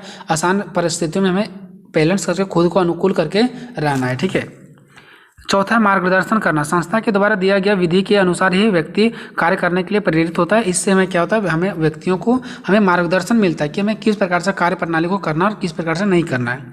पांचवा, मनुष्य की आवश्यकता की पूर्ति। देखो, सामाजिक संस्था का पहला सबसे महत्वपूर्ण कार्य होता है मनुष्य की आवश्यकता की पूर्ति करना। संस्था किस लिए बनाई जाती है? ताकि मनुष्य की आवश्यकता की पूर्ति हो सके, क्योंकि व्यक्तियों की आवश्यकता की पूर्ति के लिए ही संस्था का निर्माण किया जाता है। ठीक है, इस प्रकार से हमारा ये टोटल जो हमारा संस्था किसे कहते हैं, ये खत्म हो गया दोस्तों। आगे देखते हैं दोस्तों, नवाचार क्या है। पहले ही मैं आपको बता देना चाहता हूँ नवाचार का मतलब क्या होता है। मान लीजिए मेरे पास कोई कंपनी है, हम कोई व्यवसाय को चला रहे हैं, कोई बिजनेस चला रहे हैं। ठीक है, हमारा कोई दुकान है, अब वो मेरा दुकान चल रहा है, उसमें हम कुछ नया परिवर्तन कर देंगे, कुछ नया विचार ला देंगे कि अरे ऐसे करेंगे तो मेरा दुकान ज़्यादा चलेगा, वैसे करेंगे तो ज़्यादा चलेगा, तो वही नवाचार होता है। या तो फिर कोई नया दुकान खोलना, दुकान मतलब व्यवसाय, नया व्यवसाय खोलना ही, या तो फिर नया विचार। दो तरीक़े से, अगर आपके पास पुराना व्यवसाय पड़ा हुआ तो उसमें कोई नया विचार ला देना, या तो नया व्यवसाय ही खोलना नवाचार कहलाता है। ठीक है, तो नवाचार दो शब्दों से मिलकर बना, नव और आचार। ठीक है, नव और आचार। नव का अर्थ है नया और आचार का अर्थ है विचार या परिवर्तन, यानी कि नया विचार या तो नया परिवर्तन लाना। सीधा सीधी समझ में गया दोस्तों। नव का मतलब नया और आचार का मतलब होता है विचार या तो परिवर्तन। तो नया विचार लाना या तो नया परिवर्तन लाना, बात एक ही लाता है। जैसे मेरे पास नया विचार है वैसे ही नया परिवर्तन भी हो जाएगा। तो इस प्रकार नवाचार का शाब्दिक अर्थ है नया परिवर्तन या नया विचार, नया परिवर्तन या नया विचार। ठीक है, अब इसका छोटे छोटे पॉइंट देख लेते दोस्तों। नवाचार का अर्थ बदलाव आने की, परिवर्तन होना है ना। नवाचार का मतलब क्या होता है? बदलाव आना, तो फिर परिवर्तन आना। आप भी ऐसा ही पॉइंट दे करके वहाँ पे पेन से गोल गोल करके वहाँ पे क्या करोगे, लिखोगे। ठीक है, कि नवाचार का अर्थ परिवर्तन लाना होता है या तो फिर बदलाव लाना होता है। ठीक है, यानी कि नया बदलाव लाना, नया परिवर्तन लाना, सीधा बात है। नेक्स्ट पॉइंट है, परिवर्तन से ही किसी भी क्षेत्र में विकास के चरण को आगे बढ़ाते हैं, है ना। परिवर्तन के कारण भी कोई भी क्षेत्र क्या होता है, आगे बढ़ता है। ठीक है दोस्तों, ऐसा ही आपको लिखना है, बिल्कुल ऐसा ही लिखना है। ठीक है, नेक्स्ट पॉइंट क्या है दोस्तों? परिवर्तन किसी व्यक्ति और समाज को ऊर्जा एवं नवीनतम प्रदान करता है। ठीक है, परिवर्तन किसी भी व्यक्ति को, चाहे अगर व्यक्ति में परिवर्तन हो जाए तो व्यक्ति को नया ऊर्जा और नवीनतम प्रदान करता है। अगर समाज में कोई परिवर्तन आ जाए तो समाज को ऊर्जा मिलता है।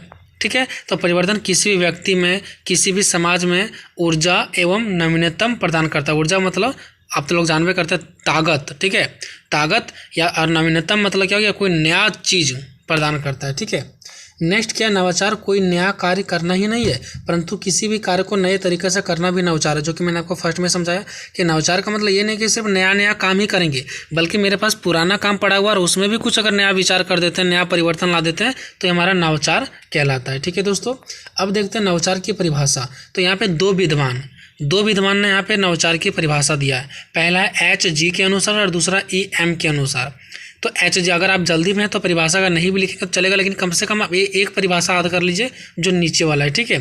तो देखिए HG के अनुसार HG का कहना है कि नवाचार एक ऐसा विचार है या तो फिर एक ऐसा नया विचार है जो नवीन है, यानी कि नया है और वर्तमान स्वरूप में गुणात्मक दृष्टि से अलग है। देखिए, ठीक है, इनका ये कहना है कि नवाचार एक विचार है जो नवीन है, ऐसा विचार है जो नया है और ये अभी के समय, वर्तमान मतलब अभी के समय में गुणात्मक दृष्टि से अलग है। और अभी के समय में ये अलग है क्योंकि अगर हम कोई विचार लाते हैं तो अभी के समय से अलग हो जाएगा ना, यानी कि अभी जो वर्तमान समय में हम लोग जी रहे हैं, और अगर हम अपने विचार में कुछ परिवर्तन लाते हैं तो ये जो वर्तमान समय का गुणात्मक दृष्टि है ना, उससे वो क्या हो जाएगा, अलग हो जाएगा।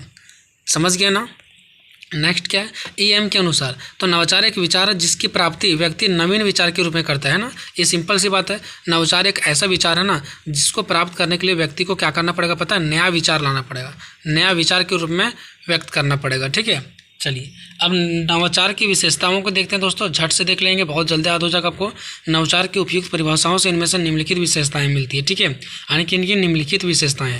नवाचार किसी भी चीज़ में परिवर्तन लाता है, सीधा सीधी बात है, चाहे वो कोई वस्तु हो, व्यक्ति हो, समाज हो, कहीं भी परिवर्तन। अगर समाज में ही कोई चीज़ परिवर्तन कर देंगे तो नया नया वहाँ पर परिवर्तन देखने को मिलेगा, ठीक है। अगर व्यक्ति में कोई चीज़ चेंजिंग आ जाएगा तो वहाँ भी परिवर्तन देखने को मिलेगा। दूसरा पॉइंट, नवाचार एक ऐसा विचार है जिसमें कुछ नया किया जाता है, इसमें परिवर्तन होता है, इसमें कुछ नया किया जाता है, कोई नया कार्य किया जाता है। तीसरा पॉइंट है, नवाचार के बाद किसी भी चीज़ में नई विशेषताएं पाई जाती है। अगर हम कोई भी चीज़ में नवाचार कर दिए, परिवर्तन ला दिए ना, तो उसमें एक नया विशेषता, उसका एक नया झलक होती है ना। चौथा पॉइंट क्या, नवाचार का प्रयोग चीज़ों में सुधार लाने के लिए किया जाता है ना। कोई भी चीज़ अगर हमको लग रहा है कि ये चीज़ सुधार नहीं हो पा रहा तो उसको सुधार लाने के लिए करते हैं, चाहे हमारा व्यवसाय ही क्यों ना हो। अगर व्यवसाय अच्छा से नहीं चल रहा तो उसको सुधार लाने के लिए किया जाता है ना। पाँचवा, यह एक ऐसा विचार है जिसे नया समझा जाता है ना। एक ऐसा विचार है ना कि इस विचार को नया समझा जाता है, तभी तो इसका नाम नवाचार है ना। छठा, इसमें निश्चित तौर पर कोई ना कोई विशेषता मिलती है ना। अभी जो कि ऊपर में भी मैंने समझाया कि 100% इसमें निश्चित तौर पर कोई ना कोई विशेषता जरूर मिलती है। सातवां, यह प्रयासपूर्ण किया जाने वाला कार्य। प्रयासपूर्ण मतलब इसमें प्रयास किया जाता है पूर्ण तरीका से, नहीं पूरी इसको में प्रयास किया जाता है कि ये चीज़ मेरा बदलाव ही हो जाए, इसमें चीज़ क्या हो जाए, बदलाव आ जाए। एंड आठवां, नवाचार की उपयोगिता को ध्यान में रखते हुए इसे काम में लाया जाता है। देखिए, नवाचार की उपयोगिता को ध्यान में रखते हुए इसका काम में लाया जाता है, ये नहीं कि जैसे तैसे, बल्कि इसकी उपयोगिता क्या है, हमें किस जगह में किस तरीके से परिवर्तन लाना है, इसी हिसाब को ध्यान में रखते हुए इसमें इसको काम में लाया जाता है, ठीक है। इसमें नवीन परिस्थितियों में सुधार का प्रयास होता है। इसमें क्या होता है, नवीन परिस्थिति, यानी कि नया नया परिस्थिति में नया नया सुधार किया जाता है। अगर अभी मान लो परिस्थिति कोई दूसरा बदल गया तो नई परिस्थिति में नई प्रकार का सुधार किया जाता है, ठीक है। एंड 9 नंबर है, गुणों के आधार पर नवाचार ज़्यादा श्रेष्ठ माना जाता है, ठीक है, यानी कि गुण के आधार पर नया विचार लाना, नया परिवर्तन लाना सबसे ज़्यादा श्रेष्ठ माना गया। ये नहीं कि बिना गुण के आधार पर जैसे तैसे पागल के जैसा परिवर्तन हम लाते गए। मान लो कोई व्यवसाय खोल दिए, ठीक है, और व्यवसाय खोल दिए तो हमें क्या करना चाहिए, हमें वहाँ पर राशन का दुकान लगाना चाहिए, राशन का सामान अब लाना चाहिए, सो हम अब ला दे रहे हैं फल का, जबकि वहाँ पे फल कोई बिकने वाला ही नहीं है, तो ये नवाचार नहीं होता है। तो नवाचार के लिए गुण होना चाहिए कि किस जगह में क्या चीज़ हमें लगाना है, ठीक है। तो इसीलिए नवाचार में गुण को सबसे ज़्यादा सर्वश्रेष्ठ माना गया, ठीक है। अब निष्कर्ष के रूप में हम कह सकते हैं कि नवाचार वह विचार है जिसको मानने वाला, मान लो कि हम नवाचार को मानने वाले हैं तो उसे नवीन विचार के रूप में देखता है और अनुभव करता है ना, यानी कि नवाचार को देखने वाला क्या करता है। बाकी इसमें भी 2 को बचा दोस्तों, शहरी समाज क्या है, कमजोर वर्ग पर निबंध, तो ये 2 यहाँ बचा, सो शॉर्ट टाइप्स वाला क्वेश्चन, और यहाँ पर जो आपका 4 क्वेश्चन बचा लॉन्ग टाइप्स वाला, इसको मैं नेक्स्ट पार्ट 2 में देखूंगा, ठीक है।